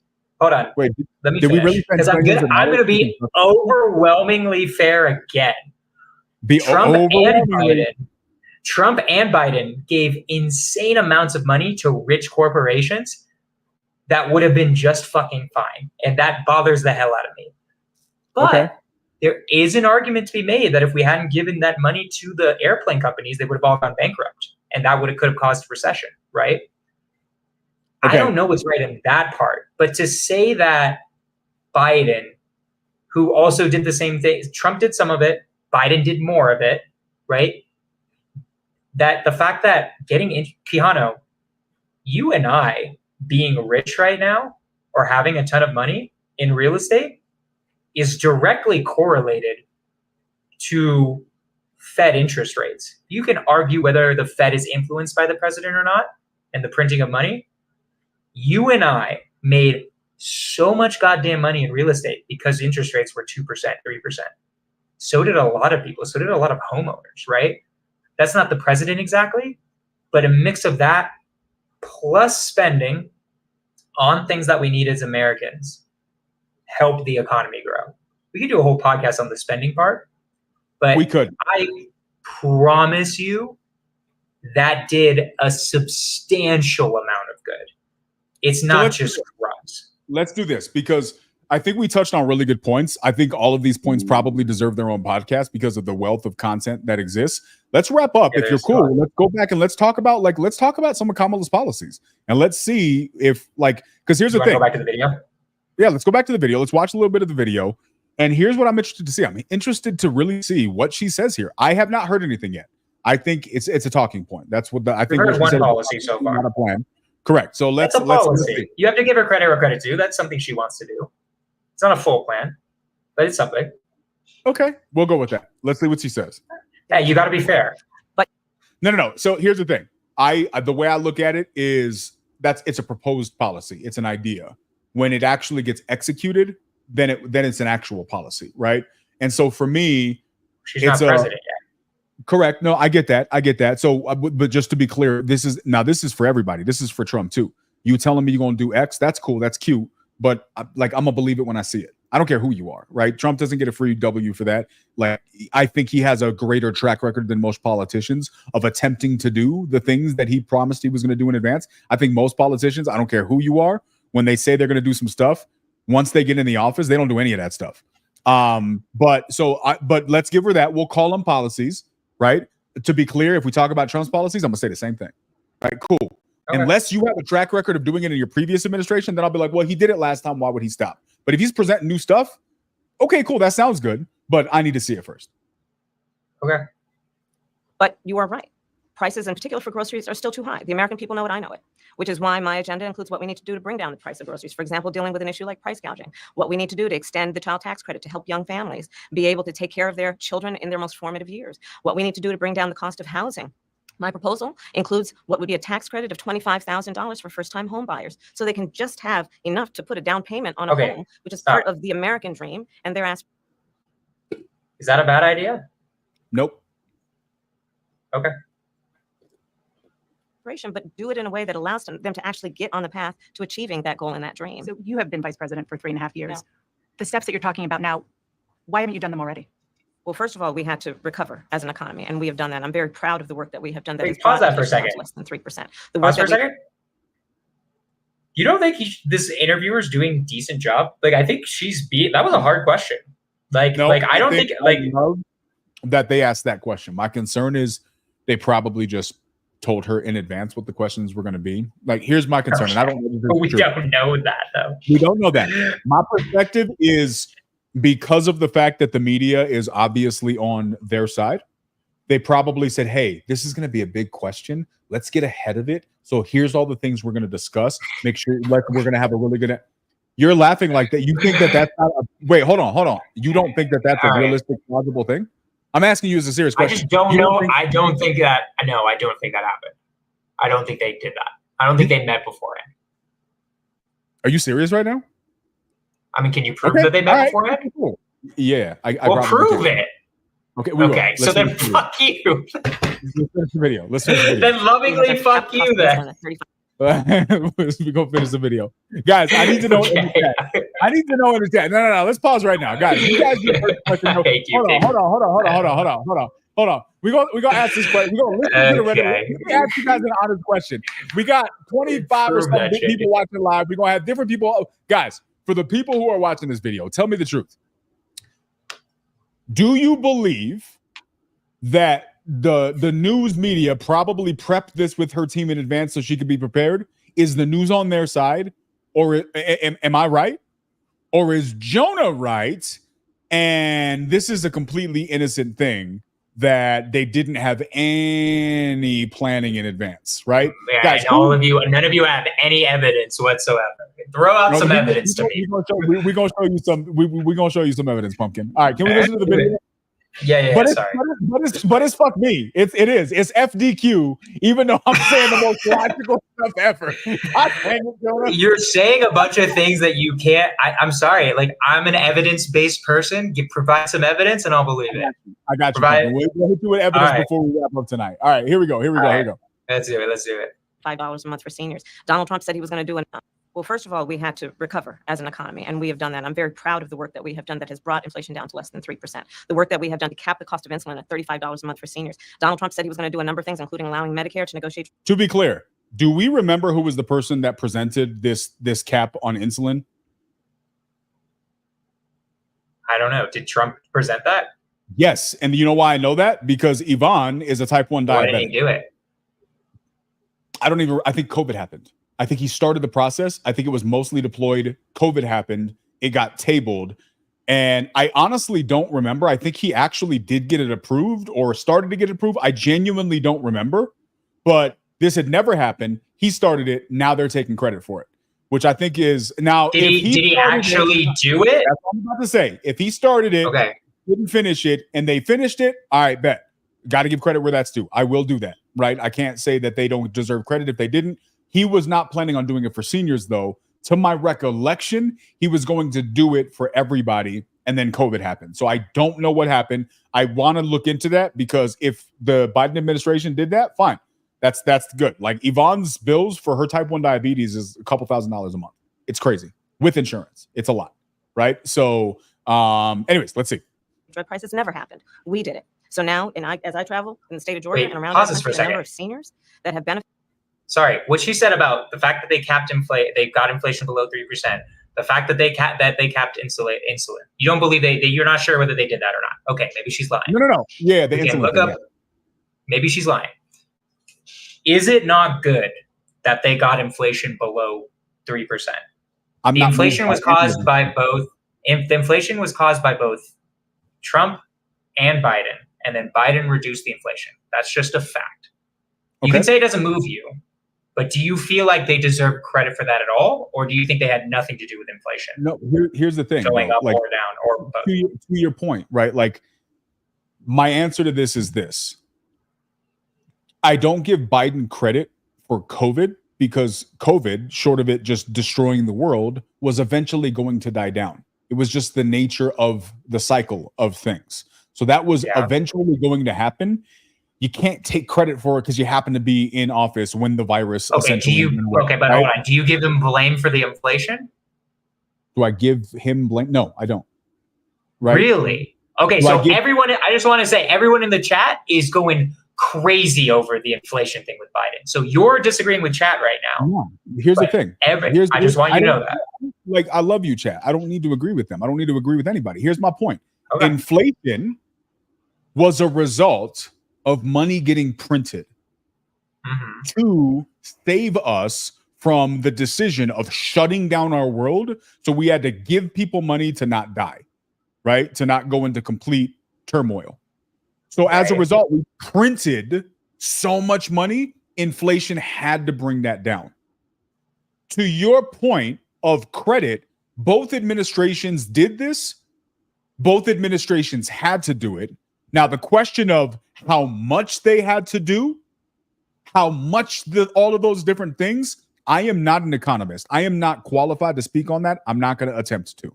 I'm just not going to. I'm not going to pretend I'm an economist and I'm skilled enough to know about what percentage of inflations need to be adjusted in order for these yield curves to. I'm not skilled enough to say that, so I'm not going to speak on that. Here's what I am going to speak on, and I'm going to call this my opinion.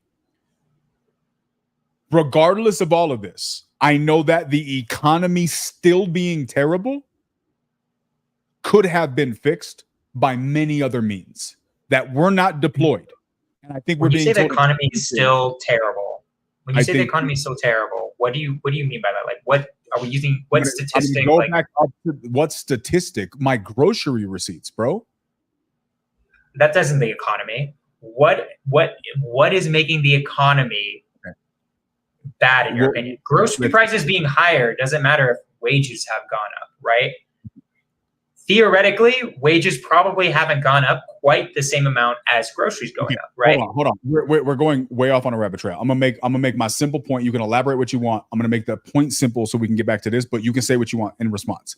My opinion is economy still trash.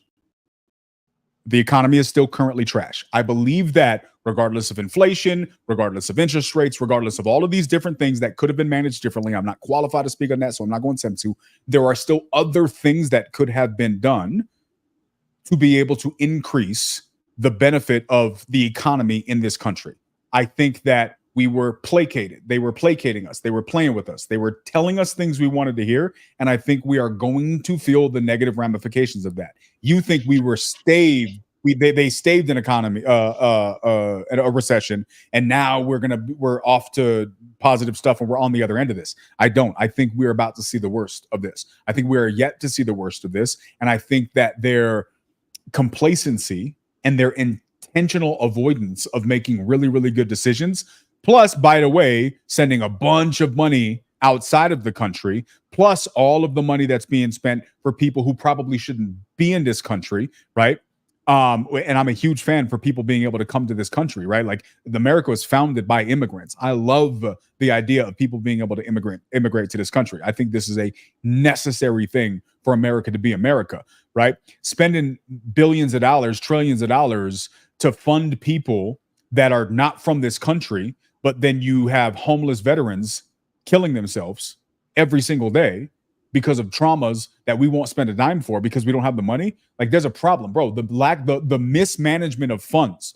If you want to talk about the from different wars that are happening right now and all the different issues, there's a million things that could have done better. The bottom line, poor management of funds in the United States outside of interest rates and inflation, but all of the other directions, we have yet to see the negative impact of those things. And I think that time is coming, and I think it's coming pretty soon being in the next couple of years. What you said is I don't like. I can't really prove or disprove it. You're talking about the future. I don't know. I just want to recap what you said about inflation. So you believe neither Trump nor Biden had anything to do with inflation. It sounds like. Did I get that right? To do with it, but I'm not using the word blame. I think you asked me if I blame them. I'm not blaming either one of them. Because okay, are they responsible at all for it? They're both equally responsible to a degree, right? How much one is more responsible than other goes into a topic I'm not qualified to speak on, so I'm just not going to. What I know is that money was printed during Trump because of COVID. Money was printed after Trump because of COVID, and then potentially other things. Now, the money that was printed for a war in Ukraine or for immigrants who are coming across the country and they get $20,000 a month to cover their bills and they were flown in here, that's a problem, right? That you printing money for a pandemic to keep Americans safe is an entirely different issue than printing money to send to a different country and then saying we got money problems. So my grocery bill needs to be $500 every week. There are a ton of issues in there. I'm just want to stick to one for the moment, just what she was talking about. So inflation. You think Trump and Biden were somewhat responsible for inflation increasing. Do you give Biden any credit for the fact that now inflation is low? Again, this for me, I don't have an answer for you. Let me just be fair and say I don't know. That's fine. I'll take it. I'm okay with that. I just want to stick to that one thing. We could get into Ukraine. We could get into all these things. I just wanted to stick to the one thing she was talking about that she's taking credit for. I think Biden deserves a ton of credit for it, but we can get into that later. But we can keep watching the video. Yeah, and I don't because of the other things, but I'm saying I'm going to leave it at don't give it. But I'm going to leave it at I don't know because we have to get into the other topics for me to answer the question, right? So for the sake of your specific question, I'm going to say I don't know because I don't know what allocations went where, but I think this is still a BS lie. So if I have to that's where I'm going to leave it. Okay, let's keep watching the video then. I was in Nevada recently, a grandmother who showed me her receipts. And before we capped the cost of insulin for seniors at $35 a month, she was paying hundreds of dollars up to thousands of dollars a month for her insulin. She's not doing that anymore. You maintain Bidenomics is a success. I maintain that when we do the work of bringing down prescription medication for the American people, including capping the cost of the annual cost of prescription medication for seniors at $2,000, when we do what we did in the first year of being in office to extend the child tax credit so that we cut child poverty in America by over 50%, when we do what we have done to invest in the bullshit. Your $6,000. Your $6,000 is not going bro. Your $6,000, dude. Your $6,000 is not going to reduce child poverty by 50%. I was an impoverished child, bro, and I promise you, $6,000 in the '80s was not going to be enough to reduce our poverty by 50%. You gonna tell me in 2024, $6,000 is going to reduce childhood poverty by 50%? Stop it. Unless I just am this dumb. Guys, if you can tell me how $6,000 is going to reduce child poverty by 50%, please educate me. These are talking points, and people are like, ooh, that sounds good. Okay, maybe she's lying. Hold on, I'm just curious because I know nothing about child poverty. Hold on. I'm curious. I want to I'm looking up where child poverty is. Bro, $6,000, that's a grocery bill for like 3 months. And nothing else. Forget rent. Hold on. I want to just see if that's what's true and what's not true. So, okay. It only goes up to 2021, these graphs that I'm looking at. Is there any data on it during his term? He started in 2021. Bro, I respect the fact that you're trying to be thorough, but I feel like you're smart enough to know that giving somebody $6,000, giving people, single mothers, or whoever this is applicable to, which is going to probably be a big coup to get anyways. Giving we have to start with is what she's saying true. Not reducing childhood poverty by 50%. It's just not. It's not enough. Well, hold on. What even is the depth? Like, I just don't know anything about this at all. I want to just find out. Okay, I would go with this is slightly BS because the data only goes up to 2021. If you were going to tell me that you're going to give them the same amount of housing credits that the immigrants are in New York City, I could see maybe you presenting those numbers. What I just found, and I could share the graphs, are the data's not going past 2021. It looks like very interestingly, COVID happened, it dropped, and then it rebounded in 2021. So it dropped a ton in 2020, and then it rebounded back up in 2021. That's what the graph shows. So I'll give this as probably BS because I don't see any data supporting it. Okay, look at you. I appreciate you. Let's hear. Let's finish this out. American people and bringing manufacturing back to the United States so that we created over 800,000 new manufacturing jobs, bringing business back to America. What we have done to improve the supply. Stop it. Bullshit. Let's fact check it. There is zero, like, I can't think of any scenario where they brought more jobs back to America than the Trump administration. Okay, this is Biden saying it. Now, is it true?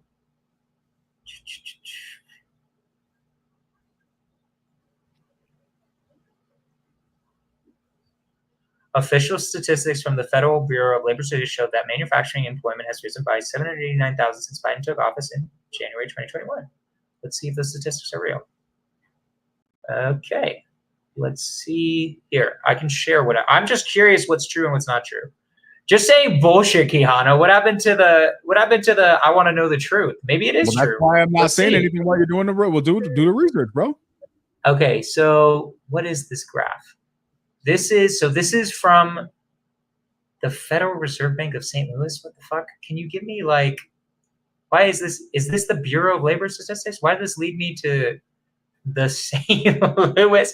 Can I get America's statistics? All right, let's finish the video. We'll find that. If you find it, show it. Right? Okay, I'll look for it.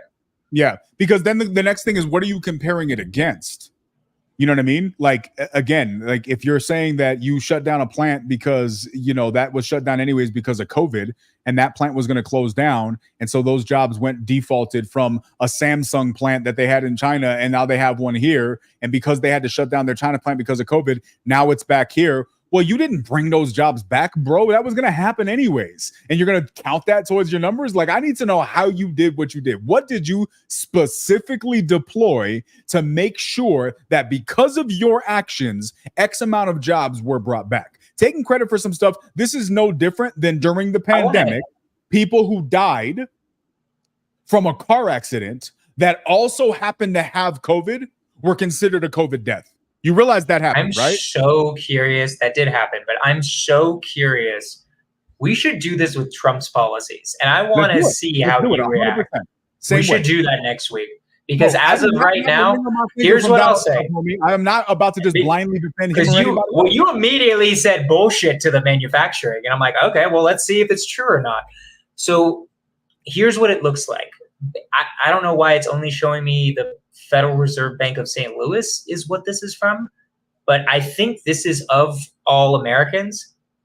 It looks like it is just real quick. I'm going to give credit where credit's due. It looks like I don't fully understand the graph, but it looks like we lost a lot of manufacturing jobs due to COVID. It went way down, then it started rebounding, and then it kept rebounding as we got out of COVID. So to your point, very likely it had nothing to do with Biden and what he was doing, unless there's like a specific policy that did it. It's just something that also happened to happen. So I'm agreeing with you. I'm just saying I want to actually know the truth, not just say bullshit immediately. Just check the data. I appreciate you. I don't even know what I'm gonna do with this much rationale that you're throwing my way. It's gonna be weird. I'm not even know how much. I'm trying to prove to you from the evolution debate. Like, I promise you, I'm not. I am rational, and that you think that I'm just like completely bought in to whatever's happening. It's like I actually am trying to know the truth. So anyways, keep going. Let's go with keep going with the video. We'll keep fact checking it too. Supply chain. So we're not relying on foreign governments. So to be clear, out of the 4 she's presented, 2 were BS so far, or likely. Wait, so manufacturing. What was the other one? Manufacturing. The previous one was, what did she just say before? Inflation. I think she. It was something else that we were just talking about. The insulin. No, the reducing by 50%, childhood poverty, reducing childhood poverty by 50%. So we know that the child tax credit, we're giving her a W for that because we can't say she didn't do it. She's saying she's going to. Okay, cool. You're going to do it. We don't know how it's going to work, but cool. You're giving everybody $6,000. saying that that's going to reduce childhood poverty by 50%. Math's not mathing. So I'll give you the $6,000. I'll give you the $24,000 or $25,000 first-time home buyer. That's two things I'm gonna give her.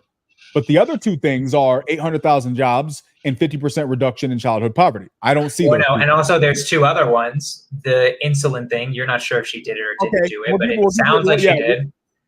And I think they do deserve credit for reducing inflation. We could get into why I think that. I'll give you that W. Okay. You can have it for the sake of this conversation. Let's see what else so she said. 4 out of 6. 4 out of 6. BS, 4 true. Bring back to the United States so that we created over 800,000 new manufacturing jobs, bringing business back to America. What we have done to improve the supply chain so we're not relying on foreign governments to supply American families with their basic needs. I'll say that that's good work. There's more to do, but that's good work. I want to get some clarity on where you stand on some key policy issues. Energy is a big one. When you were in Congress, you supported the Green New Deal. And in 2019, you said, quote, "There's no question I'm in favor of banning fracking." Fracking, as you know, is a pretty big issue, particularly in your must-win state of Pennsylvania. Sure. Do you still want to ban fracking? No, and I made that clear on the debate stage in 2020, that I would not ban fracking. As vice president, I did not ban fracking. As president, I will not ban fracking. In 2019, I believe, in a town hall, you said you were asked, would you commit to implementing a federal ban on fracking on your first day in office? And you said, there's no question I'm in favor of banning fracking. So yes. So it changed in that campaign? In 2020, Big respect to the reporter for saying that. I made very clear where I stand. We are in 2024, and I've not changed that position, nor will I going forward. I kept my word, and I will keep my word. What made you change that position at the time? Well, let's be clear. My values have not changed. I believe it is very important that we take seriously what we must do to guard against what is a clear crisis in terms of the climate. And to do that, we can do what we have accomplished thus far. The Inflation Reduction Act, what we have done to invest, by my calculation. Does anybody know what the hell she just said? I'm gonna rewind this. I have no clue what the hell she just said. Hold on. I can say what she just said. She's saying that global warming is a fucking issue. Also, no, that's what you inferred. That is not what she said. But go ahead. Change that position, nor will I going forward. I kept my word, and I will keep my word. What made you change that position at the time? Well, let's be clear. My values have not changed. I believe it is very important that we take seriously what we must do to guard against what is a clear crisis in terms of the climate. And to do that, we can do what we have accomplished thus far. The Inflation Reduction Act, what we have done to invest, by my calculation, over probably $1 trillion over the next 10 years, investing in a clean energy economy. What we've already done, creating over 300,000 new clean energy jobs. That tells me, from my experience as vice president, we can do it without banning fracking. In fact, Dana, excuse me, I cast the tie-breaking vote that actually increased leases for fracking as vice president. So I'm very clear about where I stand. And was there some policy or scientific data that you saw that Wait, you said, okay, pause. I get it now? What I have. Do you think it's a bad thing to have, like, I mean, we can check if it's real, but like, do you think it's maybe it's another BS one where it's like, it's just something that happened once COVID recovered, but do you think that's let's say that's true. You probably are just going to say it's not true, and we can look up whether it is true. Is that a good thing that we got 300,000 new green energy jobs? How did I? Wait, hold on. Sorry, I just lost audio. Hold on. Seen as that we can grow and we can increase a thriving clean energy economy without banning fracking. Okay. So some of the things she said, arguably BS, but Quijano, okay. She got 4 out of 6. If we're keeping score, So, okay, hold on, Quijano, just real quick. Okay. Some of the things she said that she did are BS, right? Fair enough. Was there anything that she proposed that you even disagree with so far? Like, just so far, at least what she's proposed, is there anything you disagree with? I don't have a problem with. Okay, so let's talk about what was proposed. The only thing that was proposed was the $6,000 for kids and the $25,000 for first-time home buyers. Those were the only two things that were proposed. Correct? I have no problem with either one of those things, based on my understanding. Everything else she was talking about her track record, right? Correct. So we have two proposals out of 6, only 2 proposals, 2 of them. So then everything else that we're giving her credit for is something that, according to everybody else, she really didn't have any credit for because it was the administration. So I don't know if we give her credit. When we talk about all the work that wasn't done, we blame Biden. When we talk about all the good things, we give her credit. So I don't know where we stand on that. I don't know if she gets credit for this. Does she get credit for these things? She gets somewhat credit for. I give her somewhat credit for everything that happened in the Biden administration. Everything that happened with illegal immigration, she gets somewhat credit. Everything that happened with the economy recovering, She gets somewhat credit. She wasn't president, but she gets somewhat credit for everything bad and good in my head. That's how I see it. Okay, so here's my question for you, bro. Out of all this, we just watched the video. First of all, it was very, very difficult for you to find any information that was regarding this. We started this podcast attempting to find her policies on her website. We go to her website, we can't find policies. You look around online, you can't find anything online. Everything that she said is either a talking point or from some sort of speech. We finally find this interview, which is the best thing that you could find to demonstrate some of her policies. Maybe there's another It's video. only the first half. That was the first half of the interview. We haven't even watched the second half. So let me ask you this. My question to you is this. Based on what we've seen up to this point, and if you want to add things that we weren't able to see, just for the sake of us, it being so hard to find, right? Hold on. So I had to yell at Yorkies. So my question to you is, and this is going to be difficult to do because every time I ask you questions, this is what we want, Kamala, right? There you go, American guy. I appreciate you, bro. Trump does lie. He does do that. It is a thing. It is a thing that people do. This guy gets it. You get this guy because he's American and he's a guy. Or does that have nothing to do with it? It's unclear. What's your question? Here's my question, bro. Forget Trump for 5 seconds. Like, I know every time I say something about the left, you need to like Trump. I was like, it's an involuntary thing. Trump vomits out of your mouth, right? So if you get Trump. So if you can hold that in for a couple minutes, here's my question to you, bro. Okay. It's a two-part question. Question number one, I'm assuming at this point you are still definitely leaning left, correct? Yes. Okay. What at all is compelling enough to you, an intelligent person, that makes you feel like these people, forget everybody else, forget the other side, forget that for a second. What are they telling you that makes you feel like they're going to do good stuff? Well, so far, everything she actually proposed, admittedly not much, I 100% agree with it. I think is a great idea. We haven't finished the interview. And so far, everything she's proposed so far, you and I think are good things for the country. So to answer your question, I'll just go with those two things to start it off. If you, not including anything Trump said. No, and I need more. I want more, right? I want to see her, everything she's done. I know how she feels about abortion, for instance. I know that. I've heard her speak in speeches. I think that was a travesty, what happened with the Supreme Court regarding that, right? And that's a whole issue we can get into. But there are a lot of things that I know she agrees with that I think were disgusting under Trump. That's one of them was abortion. I think you're not giving enough credit to Biden for getting us for helping not make a recession really happen. What does giving credit to Biden have anything to do with her? Well, she was in that administration, so she agrees with a lot of the policies that Biden had. It's not like she disagrees with that. Okay. What? So you think she deserves somewhat credit for what happened in the Biden administration, good and bad, right? Okay. All right. And I like what happened. I liked a lot of the things that happened under the Biden administration. There are a lot of things that I think were really good policy. I think this got blocked by Congress, but I think it's a really good thing to eliminate student debt. I think that's something that's destroying the ability of young people to make money. I think it's like a crippling thing that some of my friends still deal with student debt, and like it's a problem for them, right? But that's a really big issue, huh? They took out the loan, so why shouldn't the government just? Yeah, but they were fucking 18, dude. When you were 18, how much stupid shit did you do, right? When I was 18, I didn't know where my dick was, right? Like literally, not literally, but like figuratively. When you're 18, you're a fucking idiot, right? My point is that it is crazy. It is crazy, for instance, that we as Americans force 18-year-olds to make $120,000 decisions. Force. Highly encouraged through the system to take on this. Why shouldn't the colleges repay that?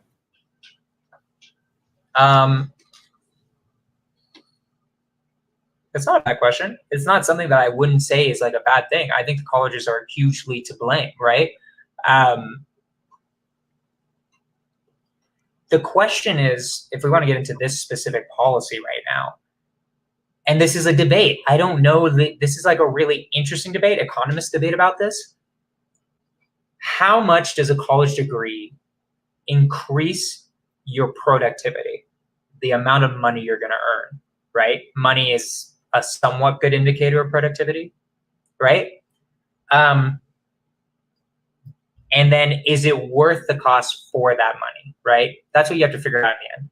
And then are there extra benefits to have a college educated population versus not having a college educated population? You probably think college is a scam and it's just run by billionaires and you're indoctrinated in it. I have no idea. That's what I feel like I'm not sure what you're going to say about college. I truly believe that there were certain things I learned in college that helped me in business by a ton, right? That were in some ways invaluable to what I do now. In some ways, completely invaluable, right? So it's interesting. My personal perspective on it is we need to do two things at once. We need to, A, get rid of the student debt. We need just like a free check. It's not fair. Life isn't fair sometimes, but like all of us are going to be better off if we do it, because then we're going to have a huge portion of the population not saddled with debt. And then two, right afterwards, we need to be like colleges, you have to reduce your prices. You can't, we're going to cap it. Get rid of all this bullshit administration, get rid of all these sports programs, fund that your goddamn self through donors. You're capped at $8,000 a year or something like that, right? Like you have to make it affordable. Sucks to suck, figure it out, fire your administration. I don't care. You don't need this many administrators. That's personally what I would do with college. And I think they did the first step of that and they didn't do the second, right? Like, and so anywho, that's my personal opinion when it comes to college. But I think that was a really good thing what they just attempted to do. Interesting. So you think one of the big solutions in our country is just wipe out college debt? That's going to fix a lot of the problems of all the things that are happening. I think it'll. Well, so first off, student debt in comparison to what we're spending on things you don't like Ukraine, other stuff. I think what is the total? I think it's something like 120 billion. I think I would like to get. I think they should probably. They should by default. They should also eliminate all credit card debt. No, it's different. The difference being is that the difference is that when I get a college degree, and you can argue whether this is true or not. This is a theoretical thing. This is really hard to prove. I can't prove this to you. I can only show you evidence for it, right? When I get a college degree, I become more useful to everyone around me. I create more things generally. Lots of evidence around that. I'm able to. What is more valuable to society? Like in the end, this is going to be a really interesting question. Like you're like, this is a debate. I'm not saying I'm 100% right on this, right? Monetarily, which is more useful to society? A computer programmer or a grocery bag shopper, right? Or a grocery bag worker, right? Now, these are extreme examples. Why are you doing that? Right? How about you compare it to like a plumber? Well, even a plumber monetarily. Sure, compare it to a plumber, right? A plumber doesn't make as much monetarily as a computer programmer, theoretically, because the computer programmer adds more value to the marketplace, right? Thereby creating more production and more monetary goods than a plumber, right? Now, does money exactly correlate to production and having more stuff as a consumer society? Generally, yes. Not always yes. There are exceptions to it. So I would argue that that's, and again, you can choose examples of college. Like if you got the underwater basket weaving degree, go fuck yourself. You didn't increase your goddamn monetary value at all. If you did the computer programmer, you did a lot of monetary. You added a lot of monetary value. You became way more useful to society, and therefore able to generate more things that are more valuable to society, right? And then, in my opinion, I think it's replaced by AI. What's more likely to be replaced by AI? Computer programmers or plumbers? I think Honestly, I think both are going to be replaced, but you think AI is going to be able to dig underneath your house and clean out the clogged up toilet? There will paper that be. you have in there? Have you seen these robots, dude? Have you seen these robots that they got that are programmed with AI? It's pretty fucking crazy. We can watch some videos of it. I think there will be a time where we will have computers. But AI, we have the infrastructure technologically to deploy AI to do computer programming today. We don't have that, right? The amount of robots that have to get built, the training, the ability to dig underneath, like we're a decade. My personal opinion is AI is going to literally replace everything, even salespeople. So which will happen? Okay, fine. Computer programmers will get replaced first. Will they replace psychologists first or therapists? I don't think so. That's hugely emotional. Profit and Paradox podcast.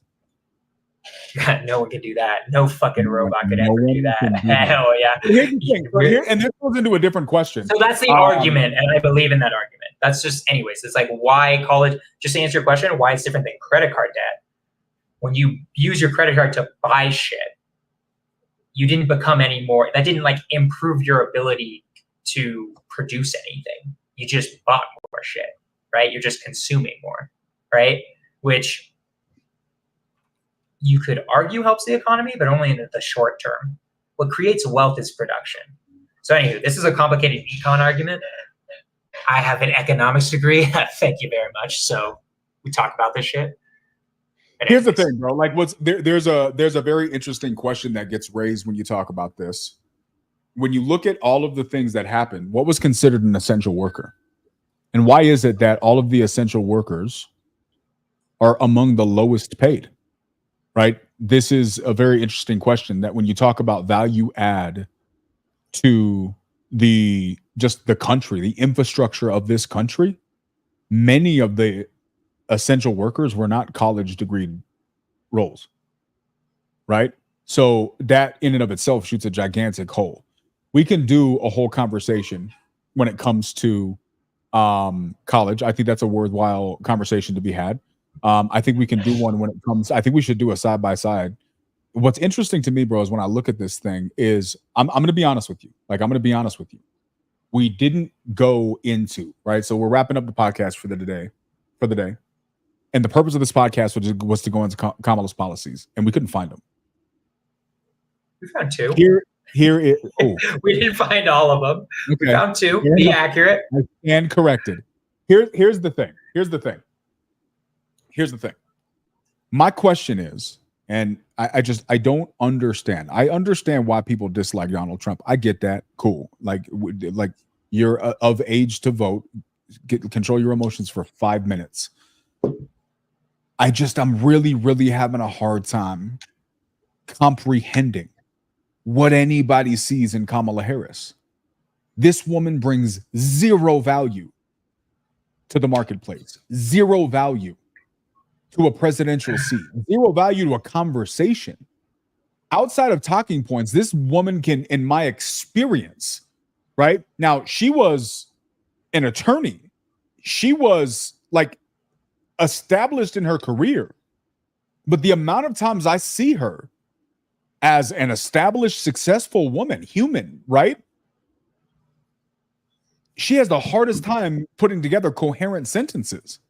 Now, you could argue Trump rambles on too. Okay, I'll give you that. He does. No question. Not as bad as our current president, right? But if I'm looking at people, like, I'm really having a hard time seeing what is her sell. Like, and here's what I think it is. This is what my concern is. The reason people are interested in her is because she's not Donald Trump. Because she's getting sold as a woman. That's a huge reason. Right? Okay, whatever. She's being sold as a woman. First woman president. Right? Also, just like sometimes sometimes you choose the lesser of two evils. Not everything I agree with Kamala. I don't perfectly align with her. But like sometimes you choose the lesser of two evils. I don't think she's that evil. She's somewhat evil. I think Trump is way more evil. Why is that not a good argument? Well, like, okay, not evil, like worse policy-wise. Let's talk about policy. Just worse policy-wise, right? And that's just the phrase. That's why I used it. Why isn't that a good, like, I don't think there's anything wrong with just that. Like, the other guy is so ass that I'd rather vote for someone who has somewhat of the policy ideas that I like. Because it's an excuse to be naive. What do you mean? That's not a good excuse. if you are telling me that the only reason you vote for her is because you dislike him, then you're not making decisions based on what's best for our country. You're making decisions based on your emotions. Now, I'm not naive enough to expect that most people aren't going to do that. The majority of the people are going to. We made a joke about this in a previous podcast. But the reality is that most people are going to make this decision based on vibes, based on what their friends are doing. And it just shows the huge, like these people, in my opinion, like you have a vote. Now, according to our Constitution, you do have the right to vote. And I respect that, right? But like people in this country, their lives are going to be impacted because you're emotional and you're an idiot. Not you, but in general. And that's freaking silly to me. And the reason why is because we're presenting this as acceptable. And so for me, when I say stuff like this, I'm simply just trying to fly in the face of this common acceptance of stuff like this. This shouldn't be acceptable. Great, you don't like Donald Trump. Grow the hell up. Because you don't need to like this dude for you to acknowledge whether or not he's going to be better for our country than the alternative. Now, whether or not he's going to be better still needs to be demonstrated. We haven't demonstrated on that podcast, on this podcast, so that's fine. That's fine. We don't have to discuss that today. We can discuss that a different day. But the fact that people don't care to discuss that is my problem. You don't even care to confirm whether or not, even if you don't like him, whether or not he is going to do a better job at steering the ship into a good direction, right? That's where my concern comes into play, right? So wait, hold on. Keanu, hold on. Wow, what a disingenuous comment just now from both of you, especially me. You are spreading disinformation. You are naive. No comparison between the two, and she does not. Ramble. He is a criminal, a felon, and no leadership. Okay. Look, Amanda, I respect your opinion, right? But this for me is demonstrative of my point. You're not stating facts. Wait, but he is a felon. No, he is a felon. That is a fact. Yeah, no, that's fine. That's fine. But what I'm talking about. What do you mean that's fine? That's the thing that's crazy. Hold up. I'm not talking about the felon part. I'm talking about the fact that she's calling us both disingenuous. I don't know what you meant by maybe disingenuous. I'm curious what you meant. Right? I'm on your side, probably, Amanda. Like, that's what I'm saying is I don't know Amanda. I respect Amanda's right to have her opinion. But Amanda is not qualified to call either one of us disingenuous unless you know her, right? This is my point. We're not spreading disinformation. We're spreading information that contradicts your point of view. And just because you disagree with it doesn't mean it's disingenuous. It doesn't mean that it's not factual. You state a fact in that he is a felon. I agree with that, right? We're not talking about that currently. So that for me is a different point. But is that not enough though? Like for someone, like no. No, you really don't think that's enough? Nope. Okay. Then that's crazy. I feel like you would. Keanu, be honest with me for a second. If you weren't pro-Trump and Kamala was a felon, had 30 convicted charges of felon that made her a felon, you wouldn't consider that a problem at all? Be real with me. I'd want to know why. I'd want to know the backstory. I've already given like when I talked about everybody was coming. When I was talked about the fact that everybody was about it next time. I'm joking on food. When I talked about the fact that everybody was coming at her for changing her accent because she wants to identify with black, I said that was silly. That's a stupid talking point. Leave it alone. People change up the way they talk. This woman is half black. Like whether or not she owned it, it's not our place to speak on. Like I'm not going to just defend silly arguments because they're silly arguments. That's just one you should leave alone, right? Like it's just not worth going down that rabbit trail. This woman's ethnicity is her ethnicity. Are people going to play to the population to get benefits, right? Like Amanda, just to be clear, I don't need to find excuses for Trump, right? I think she's talking to believe in yourself right now. Okay. Okay. I apologize, Amanda, if that was the case, right? But here's the thing. Like, but whether or not she's who she's talking to, defending someone because you have an opinion for them doesn't mean you're making excuses for them, right? And this is my point. This perspective that it's, oh, you're just an idiot, this is crazy, if you don't agree with my point of view, is kind of childish. It's representative of the emotion that's guiding our decisions. So to finish the point, here's my point, Jonah. Here's my point. You're laughing, but here's my point. And look, Amanda's been a lifelong Republican, right? So clearly, this is not a left-right thing for Amanda. This is something else. And I respect that. I don't know what that is. I have not heard her opinion, but I respect. But Amanda, let's bring you on here. Let's have you yell at Keanu first. I know, I'm just kidding. Just keep it. Yeah.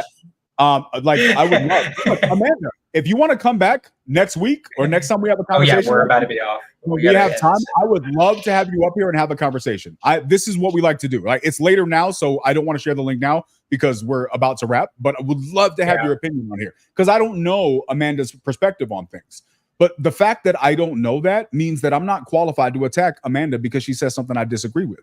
Right? I'm simply going to point out things specifically that I don't agree with. Her name might be Amada. Oh, I'm reading that wrong. Amada. I've been saying that wrong the whole time. Yeah. It might be. She might have been Amanda. I don't know. It just is Amada. I'm not sure. I'm just reading at a glance. Here's my point, Jonah. To wrap the point that I was making beforehand. Here's my point. It is childish, in my opinion, for you to say I'm voting for Kamala because I don't like Trump. It's childish. Because here's the thing. If you are not willing to do the research on her, how do you know she's not worse? And the answer is you don't. And that's my point. If you're not willing to do the research to confirm whether or not she is at least not as bad or worse, then you don't know if you're making the best decision for the country. Can you at least agree with that line of reasoning, Jonah? Yeah, of course. But I also think that Republicans do that all the time anyways.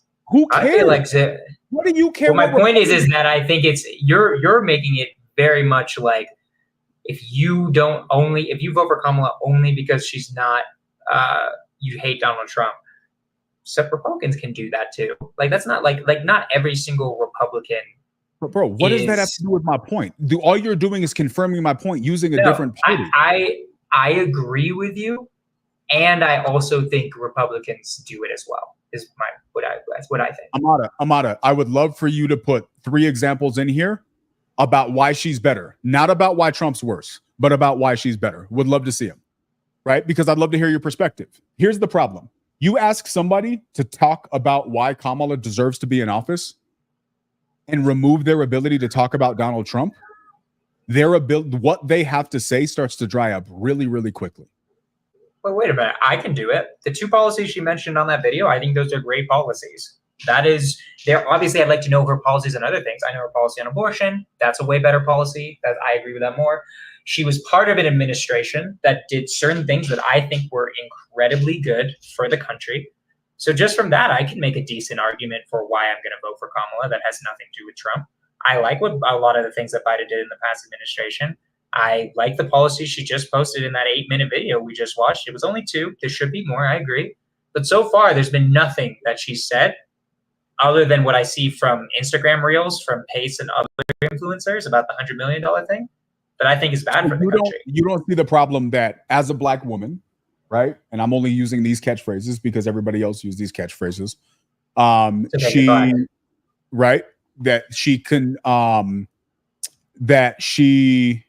Massive cool factor. You got to talk about who you're talking about, bro. Who do you think is an idiot? We want to know. We want to know or Jonah making fun of me. Are you making fun of me or more the other person? That's who's getting clowns in this moment? We need to know. Yeah, we want to know just for our own sake. we got to make fun of each other. I have a massive cool factor said you was an idiot, bro. Here's the thing. It'd be sick. Here's the thing, Jonah. Oh, Jonah, you're the idiot. It's me. Dang, oh no. Got me. Nah, anyway, sorry, go on. Master said even Jonah knew already. You already knew, dog. Here's the thing, bro. Bro, of course. Everybody, our audiences are way more conservative. Of course they think I'm an idiot. Yeah, communist. Here's the thing, bro. Like, here's what I think is really, really interesting. When sorry, chalice on purpose. There's a lot. Pray for me to become a Republican. It's not even it'll happen because I don't even know if he believes in God, right? So like this is the part that we're still talking on. That's going to be a different. We should do that one. That's the one I thought would be really cool. We got to do it. But here's the thing, bro. Here's what this comes down to. Like this is where I have a problem with just the emotions. So we were talking about Kamala and this is the catchphrase, as a Black woman who is supposed to be supporting Black humans and the Black community. What did she do? She locked up thousands of black men for minor drug charges while joking about smoking weed while it was illegal. Amada makes a comment about character and integrity. Are you going to tell me that that's a solid representation of character and integrity?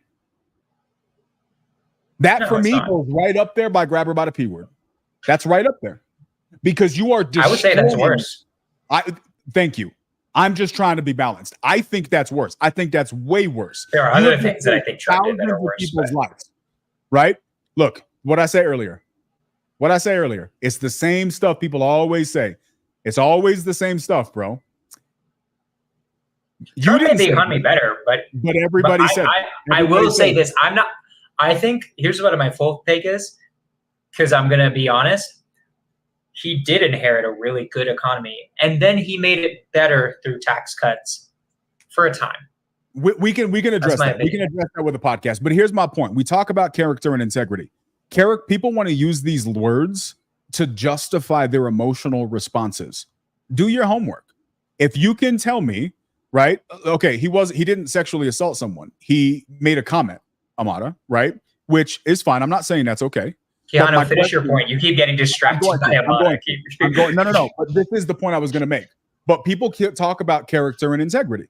Amada makes a great point. I agree with her. I agree with her commentary about character and integrity. But then my question to you and my question to everybody who is saying, because it makes them feel good that Trump doesn't have character and integrity. Okay, show me that Kamala does. And explain to me how joking about smoking weed while weed was illegal is okay while you locked up thousands of people and destroyed their lives for doing the exact same thing. Explain to me how you, because you didn't want your record to be negatively impacted, went out of your way to block evidence from a man who was sentenced to die on death row, right? Who was sentenced to die on death row. And you blocked the evidence that would recuse him and set him free because you didn't want your record to be tarnished. In so much that it had to be overruled, the evidence had to be forced, and it was found that he was guilty. You were more concerned with your record than that man's life. Talk to me about emotions. Wait, hold on. Can I say something though?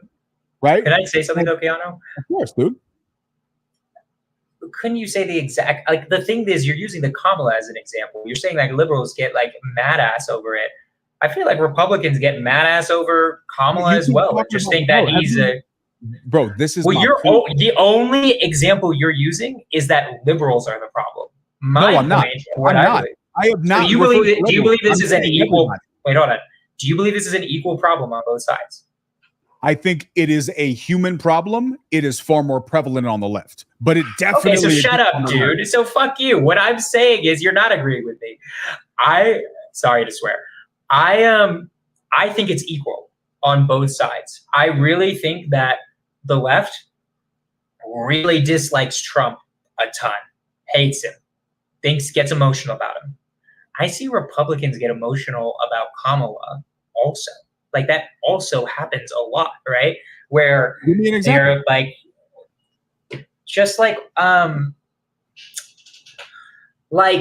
okay, all right, to be fair, it was more with Biden. I haven't been paying attention as much with Kamala. You made a comment and you didn't even know that it's true, right? And this is my point. Like, hold on. I haven't been paying. Kamala's only been the candidate for like 3 weeks. But how people treated Joe Biden and how emotional they got about him, dude, about him being a cripple and that he can't do shit and that he's literally a brain dead vegetable. That's emotion. Emotional? That's not being emotional. Absolutely emotional. Jonah, let me It is being emotional to completely say he's a brain dead retard, that he has no capabilities whatsoever. You don't know that. You're just saying shit. Yeah, he's old as fuck, but you don't actually know whether he's making the decisions in the room or not. You're just making assumptions. Okay, this is a fantastic way to go towards the wrapping of this thing. First and foremost, stop it. You sound silly just now. To say that a guy who is clearly incapacitated and he's not clearly incapacitated. He's just not. Do you know? Did you see the speech he gave at the DNC? Did you see the speech he gave at the DNC? I did not see his speech that he gave. It was a great speech. You should watch it. Great speech. Okay, I will do my best to watch that for you, Jonah. Here's my point, bro. Stating an observation that other people disagree with is not inherently emotional. Case in point. She stated he's a felon. But I'm not refuting the felon part. You're straw manning. Stop it. You're better than this. Saying that Joe Biden is seemingly incoherent when the dude can't find his way off of a stage is not emotional. Now, if you make that comment emotionally, then you are now being emotional. But stating it just for the sake of the fact that you're making an observation and you're saying it out loud is not inherently emotional. It's disingenuous to do that. It is emotional to do that, but that is not inherently emotional. You know what is emotional? Follow anybody. You can Google this tonight. My assumption is you have not looked these up, Jonah, but try this. There are multiple people who have done this, gone to Biden rallies wearing Trump shirts and gone to Trump rallies wearing Biden shirts. There was actually a guy, I forget his name. He's a famous streamer. When can we talk about this? Like, I want to make a point, and this I'm gonna point this out. Amada is proving my point, right? Amada has a lot of opinions. She is being very, what I believe is passionate about her perspectives, which I respect. I want these dialogues. I wish we had enough time to bring you up here and have you yell at me in my face. I genuinely would love to do that. Here's the thing. I asked you a very simple question, which you have avoided 3 times. If you are not emotional, stop talking about Trump for 5 minutes.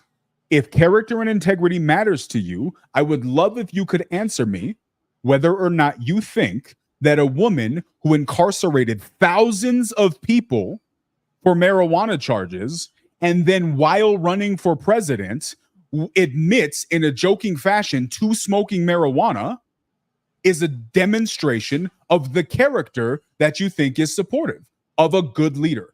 I would just love to hear your opinion on that. Is that demonstrative of good character or not? Would love to hear your opinion on that. And if you answered that, I apologize. Would love to hear if you think that's demonstrative of good integrity. Here's my point, Jonah. When it comes to all of this stuff, there was a streamer who went out there. I forget his name. He went out with the intent of bashing Trump supporters. This is why he went out, right? And so he went to a Trump rally. He did this full live, was like, oh my God, this is going to be great. Everybody's talking about how cool Trump supporters are. I'm about to go and blast this. I got like him and one of them, there was like 3 of them. They were wearing really, really hateful stuff towards Trump and pro Kamala stuff. And he was like, I went out here and I was really, really looking to get these issues. Like I was looking to get some stuff on camera because I was going to show you guys how bad they were. He was excited at the beginning. Afterwards, he's sitting in his car. He was live for like an hour and a half, 2.5 hours, right? Afterwards, he's sitting in his car and he's like, all right, well, that didn't go as well as I thought it would go. He's like, I got to give it to Trump supporters, man. They are passionate about what they believe, but it was impossible to get somebody to just go crazy on me. I tried everything I could to get these people to lose their minds on me. No one would get in my face. No one would get physical. I could not get it to happen, right? This guy went out trying to start a fight, wearing disrespectful stuff about Trump, couldn't get somebody to put their hands on him, right? There's multiple people who have done this where they'll go to a Trump and then like there's this one guy, there's a black guy. He's done it multiple times. I don't know his names. I've seen the clips. And he goes to a Trump and he mixes it up. Every single time. There's one where he goes to a Trump rally wearing a Kamala shirt. And he's like, hey, guys, I just want to make sure I'm not going to have problems here. Bro, they're like putting their honor out there. Dude, you're safe with us here. Come on in, hang out. And then when you do the opposite, you wear a Trump at a Harris rally. It's literal physical stuff. People are throwing stuff at you. They're throwing their drinks at you. They're putting their hands on you. They're pushing you. They're ripping your stuff up if you're carrying things, all of these different things, right? So when you ask me the question, Jonah, about emotions, it's not even a question. all humans have a problem with letting their emotions run them. But when it comes to politics, the left is far worse. I'm not going to say the right doesn't have it. Of course the right has it. It is just drastically more pervasive when it comes to the left. So my point still remains, man. My point still remains. Okay, can I respond to that? Like, no, hold on. To finalize my point is this, right? Shut up. You've been talking for like 20 minutes. Well, sorry, keep going. Keep going. You just keep responding. I'm sorry. I should have said I know. I'm responding to different things and it's derailing me. Here's my point, bro. Here's my point, dude. For me, if you don't like Trump, that's cool. But my point is, I don't need you to like him. I need you to tell me that you have confirmed she's not worse. And if you can't confirm she's not worse, then you're being irresponsible. Period. I don't need you to like him. I don't need you to be okay with him saying things like grabbing people by the P word or doing stuff with strippers or whatever or being a felon. I'm not needing you to be okay with that. I'm not defending any of that. I'm not even talking about that. What I'm saying is you're naive and ignorant. Pardon my Yorkie squad over here. You're naive and you're ignorant by the definition of those words, not as an insult, but by just the simple definition of those words, by saying, I don't need to know anything about what she's doing. I'm just going to trust her blindly. You cannot tell me that's not naive. But this is going to be my response. Millions of people are going to do that. I mean, January 6th, like we got to. That's my response to it. Where like it's like I would just say response to everything. No, to your point about that, like, hey, if you go to a Trump, I don't know anything about what happens if I've never been to a Trump rally. I've never been to a Biden rally. I don't know. I do see it happening, violence on both sides, right?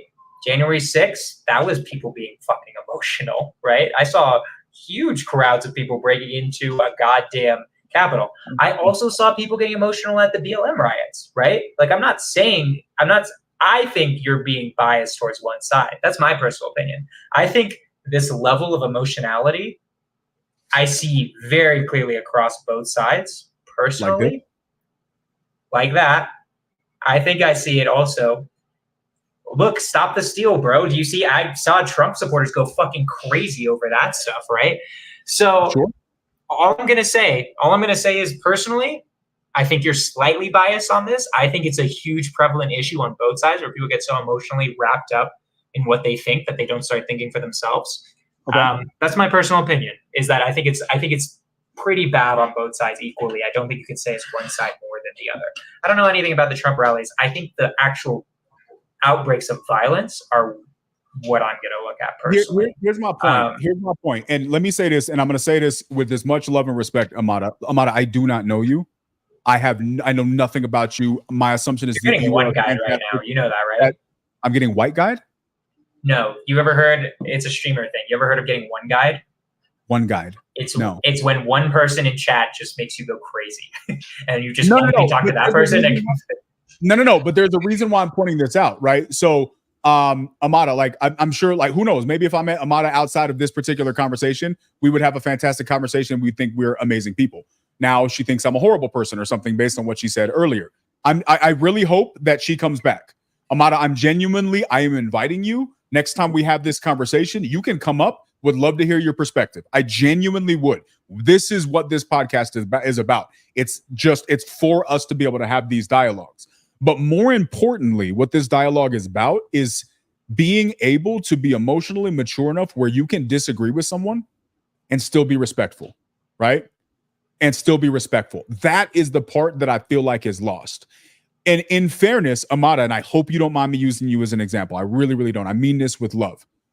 Would you say that it's fair that 95% of the people in this podcast disagree with you and agree with me, Jonah?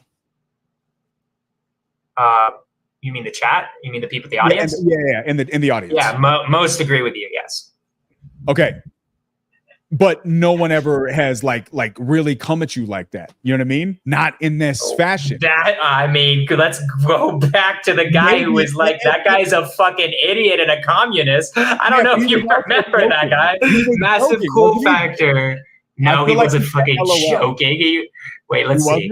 All right, Uh, then I I'll go immediately stand back. corrected. We just getting into it. I thought he said LOL. Take a deep breath, Jonah. Wait, let's see. I'm just looking back at what he said. He called me a communist. I know that. I think he did. He said you were an idiot too. Look, hold on. Yeah, he called me an idiot. Amada, see, we love you. We appreciate you, and we hope you come back. Open his liberal brain, his short-circuiting, come out the insults of emotion. Okay, all right. I stand all the way corrected. I said, oh, you messed it up for us, dog. Bro, I'm letting you know, like, I'm getting heat in the chat. Yo, that's massively uncool for messing up our ratios, dog. What are you doing? Yo, I'm getting heat, bro. I'm cool with it. I'm just letting you know. Didn't say idiot, said dumb. Thank you. Thank you for that correction. Okay. That's a cool fact. Thank you. Details matter. Details matter. All right. Well, anyways, this is where this is all, but this is just my honest opinion, bro. Like all of this stuff. I don't need y'all to love Trump. I don't need y'all to do any of this stuff. But Jesus, like, at least do some. Hey, bro, shut up with your. Well, she said 2 things I like. Stop it, bro. Like, stop it. That's not enough, dude. That's not enough. Here's my argument for why I'm pro Kamala. That has nothing to do with Trump, right? I think first off, I will say I think it's fair just to vote for someone because someone else is worse. I don't see why. I don't agree with you that that's like a bad reason. But number 2 is I'll just make the pro argument. I like a lot of the things that happened under the Joe Biden administration. I think Kamala represents or has some responsibility for the things that happened. Not as like she was the vice president, not the president. I liked a lot of things they tried to do and did do. Plus, every time I hear a policy she presents, except for the unrealized capital gains tax thing, which I don't know if it's true. I have no idea if that's true. We haven't even seen her say that yet on this podcast. Other than that, I haven't seen her say anything that I don't like policy-wise so far. Admittedly, only 2 things I know about abortion, and I like a lot of the policies that happened under Joe Biden. I think it's a pretty good case pro Kamala without mentioning Trump. I don't know. Okay. If you don't accept it, fine. But no, I have a question for you. I want your honest opinion on this question.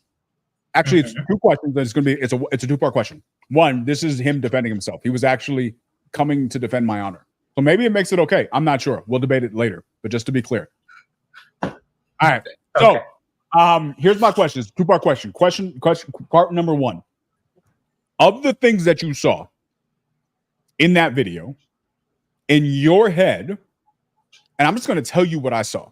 In my head, what I see when I look at that, and to be clear, if Donald Trump did a video like that, I would say the exact same thing. This has nothing to do with left and right. This has nothing to do with Donald Trump, right? Here's my question to you. In that video, what I hear is, pardon my language, like BS, talking points, you're not answering, deflecting. That's kind of a setup. Okay, cool point. More BS. Okay, so she smoke screened for 8 minutes, and then she gave us 2 things, but then did not tell us how she was going to make those 2 things work. And because she has no plan of how that was going to work, we don't really know. Contrast, when Trump said we're going to build a wall, they said, you're going to build a wall? Why? How? And he had a plan for how. I didn't hear her plan. Now, maybe in a different interview, she explains how she's going to do the things that she's proclaiming. But in this situation, I'm leaving for the 8 minutes that we saw, very unsatisfied. You just running your mouth a little bit, homie. You're not really saying anything. You're running your mouth. I'm not hearing anything, no. That's what I heard in that. You're going to tell me you heard, oh, those were pretty good 2 policies. I like those. She must be a good person. Is that what you heard? What I heard was the questions that were asked of her, she answered pretty damn directly, except for when when the reporter repeated over the question, was like, okay, but like, actually, what are you going to do? Don't give me a screenshot here. Let me hear what you're actually going to do. Right. And then I think she answered decently well. Right. Was there any political thinking in there? Probably. She's a politician. I just think you give so much more credit to Trump on that. I think Trump just does the same. Here's the thing. I'm not giving BS. Here's the thing. Okay. I'm not. So then here's the thing. So how I heard that was, out of the 2 policies I heard, sounded great. She answered the questions generally directly, except for that one time where she gave like a really political answer, and then the reporter was like, no, what are you going to do? And then what was your record? What do you think blah, blah, blah worked? I forgot exactly what it was. And then she answered it directly. Most of that 8-minute interview had to do with, I think, I want to re-listen to the questions again. I think it had to do a lot with questions about like, well, look, like, here's what we did here's what I did as president, right? I'll rewatch it. She might have just been using the past in order to promote the future, right? But based on what I heard, it sounded like she was just answering questions directly. I liked what I heard. Maybe she's taking credit for things that maybe the president or the administration wasn't fully responsible for. But I think it was it was normal politician stuff. And that's okay with me. Like, for me, like, I'm trying to be as objective as possible. If I'm looking at this and I'm somebody, for those of you guys who don't know, like Amada, you probably have not, I don't know how much of the previous ones you watched. I'm not a huge, like, I'm not a Republican. I'm really not. I'm just a big avid person for thinking for myself. Theorist. I'm a conspiracy theorist. That's what I am. He listens to Alex Jones every single day. Alex on the clock. He's my alarm, right? He's like, wow. So here's the thing, right? Like, Amada, we started this thinking we were going to go and talk about Kamala's policies. And then we went to her website and realized she doesn't have any. Like, we spent 20 minutes trying to find her policies. We can't find them anywhere. The best we could find was a couple of videos interviewing her. So it's actually really, really hard to find her policies. And the fact that she has this much popularity when we really know very little about what she stands for is my point. She hasn't earned that popularity. You know why she has it? Emotions against Trump, celebrities at her rallies. And that for me isn't enough. I'm cool with you hating Trump. Amada, I'm cool with you hating Trump. You can hate that dude. That's fine. I don't know why you would want to give somebody you don't know this much of your emotions. He hasn't earned that from you, right? You probably got way more things you need to be thinking about than that dude, right? I don't think Donald Trump or any politician. My argument is complete BS. Which one? Just when I was talking about like, let me give you a pro Kamala argument that has nothing. Yeah, honestly, bro. Do you think that was good? I'm like, you didn't say nothing. Like, you didn't say anything. You didn't say anything. I didn't hear anything. How did I not say anything? I liked how the last administration did a lot of things. I think she has talked about the past record, so I think she's going to continue it. She wants to keep doing the same things that Biden did, unless you dispute that. And also, the two policies we've heard so far sounded great. So I don't know why you think that's such a bad answer. That's crazy to me. Yeah. So here's the thing, right? That's this right here. We'll do that next week. I don't know. I have not read them, but I'm gonna be honest with you. Every single time I listen to Donald Trump talk, you know what I wish? I wish he would stop doing what Jonah does every time I ask about the only thing you could do is talk about Trump, and the only thing he's doing is talking about the left. Like, stop talking about other people. Like, keep their names out your mouth. Like, focus on. Let me hear what you're trying to do. So, Ashley, I agree with you, and I don't like that. That actually annoys me. Stop talking about what the left has done. I hear that. There is a place for that. But that shouldn't be 90% of your rhetoric. Okay. Let's next week do Trump's policies since they're up there, right? I think that would be a good one. You got to prepare in advance, though. Like, Jamarco, if you can, like, help us prepare in the back, because in fairness, we thought we were going to just peruse a website and talk about it, and that did not go well. So I think for these things, we need to really, really do a side-by-side comparison. And I would love, Amada, I would love to have you on. American Guy, I don't know your name. But the issue is we can't do a side-by-side, and I completely concede this is really dumb. She hasn't listed her policy, so we can't do a side-by-side. We went over as much as we could find today with Kamala's policies. Yeah, and now we got to delve into Trump's. She still has earned this much of the vote. This is my point. She has not earned it. She does not deserve it. So, Amada, I would love to hear your perspective on this stuff. We can talk about it. I want to have civil conversations around these things. I don't care if it gets a little, he's always bashing. Richard, bro, every single time he talks, there is a decent portion of it where all he's doing is talking about what the left has done. I mean, you got to acknowledge the facts where it is. I can't sit here and bash. I've heard Jonah the funny thing is, Keanu, I think that's okay. I think it's cool to. I think it's totally fine to vote for someone because the other guys are idiots or You know are why one of the many reasons I could probably never win the presidency is because I would be the guy who ran for president who didn't say nothing about my opposition. I ain't worried about you, dog. I'm not gonna do anything while I'm president by bashing you. So if y'all don't like me for me, if y'all don't like me, if I have to bash, if I'm going on a date, right, Jonah? If I'm me and you, right, we going out and we trying to find a girl and we both find a girl we're both interested in. If I have to bash you to make her like me, I'm no longer interested. I'm good. Go with him. Because if you don't like me for me and I got to bash him in order for you to like me, you don't like me in the first place.